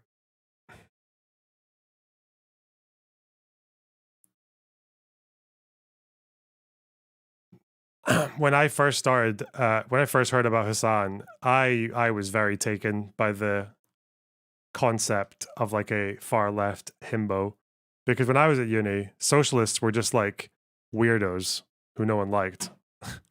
So it was quite funny to see like a good looking, jacked, black nail polish fucking himbo talking about socialism. But that was like a novelty, you know?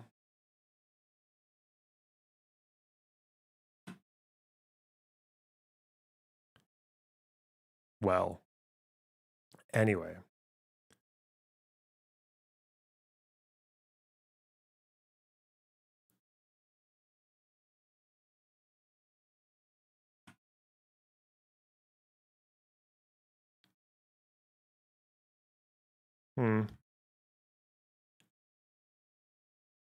What else?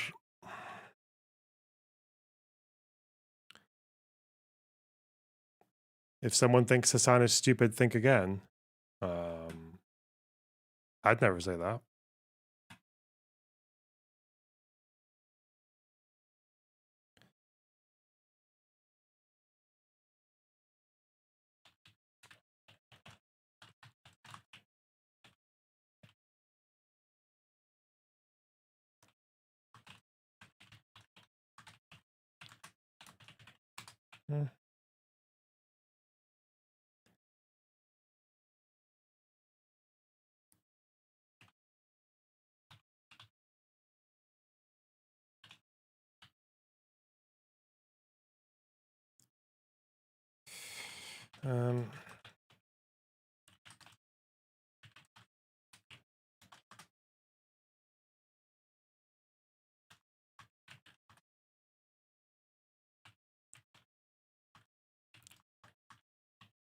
Okay.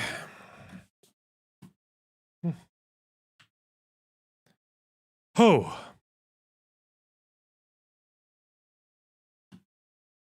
How's my Reddit request doing? Nothing. How do I even know? Is it a message I get, or how do I know when?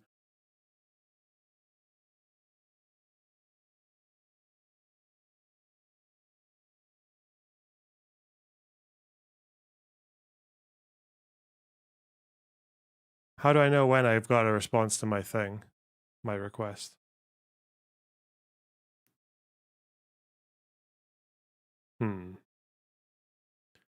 Nothing yet. Okay.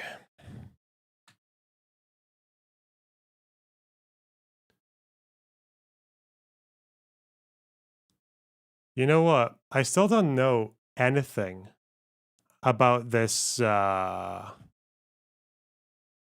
check what Forethought wrote in stream chat. Oh no. What did he say?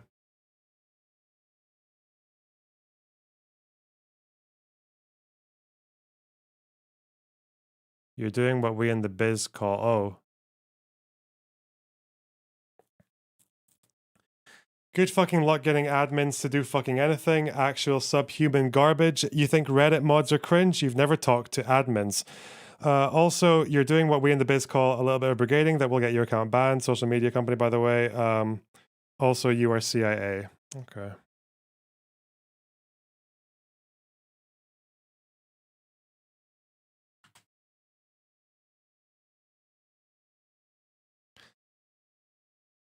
I did put up a picture of me going to America with a MAGA hat, so it's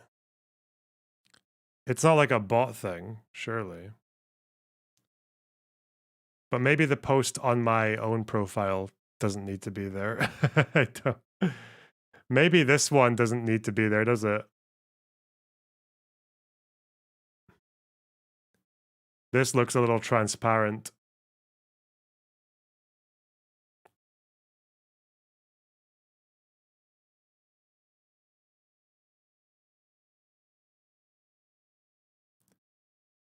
Should I delete? I think I should delete this. I don't think I need it. The Destiny one's fine.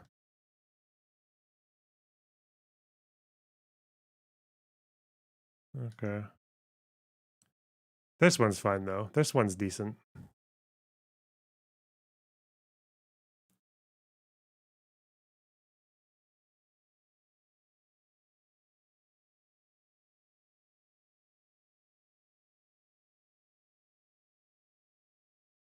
Okay. Yeah, who is this Mama Max person? I keep on seeing so many thumbnails and videos talking about this person, but I have no idea who they are, what they've done. Do I want to know? Do I? I don't think I want to be another person talking about it, because it seems like plenty of people are talking about it.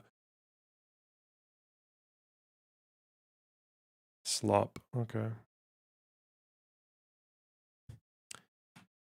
He pretends to catch nonsense. Okay. That's all I need to do. That's all I need to know. That's fine. He talked to Vosh 2 years ago. Video got barely any views. Oh, really? Okay. Interesting. He actually pedo jackets. Oh, really? Like a real life pedo jacketer.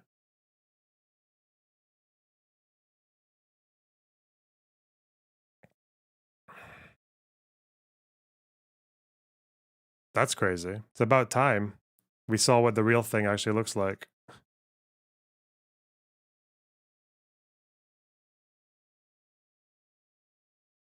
Yeah, that's not good. Okay.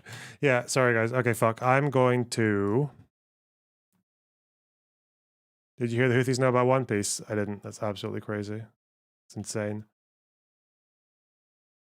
I have quite a bit of work to do off stream, so I'm going to send you to Vaush. Sorry for the short stream. Maybe do a longer one tomorrow. Who knows?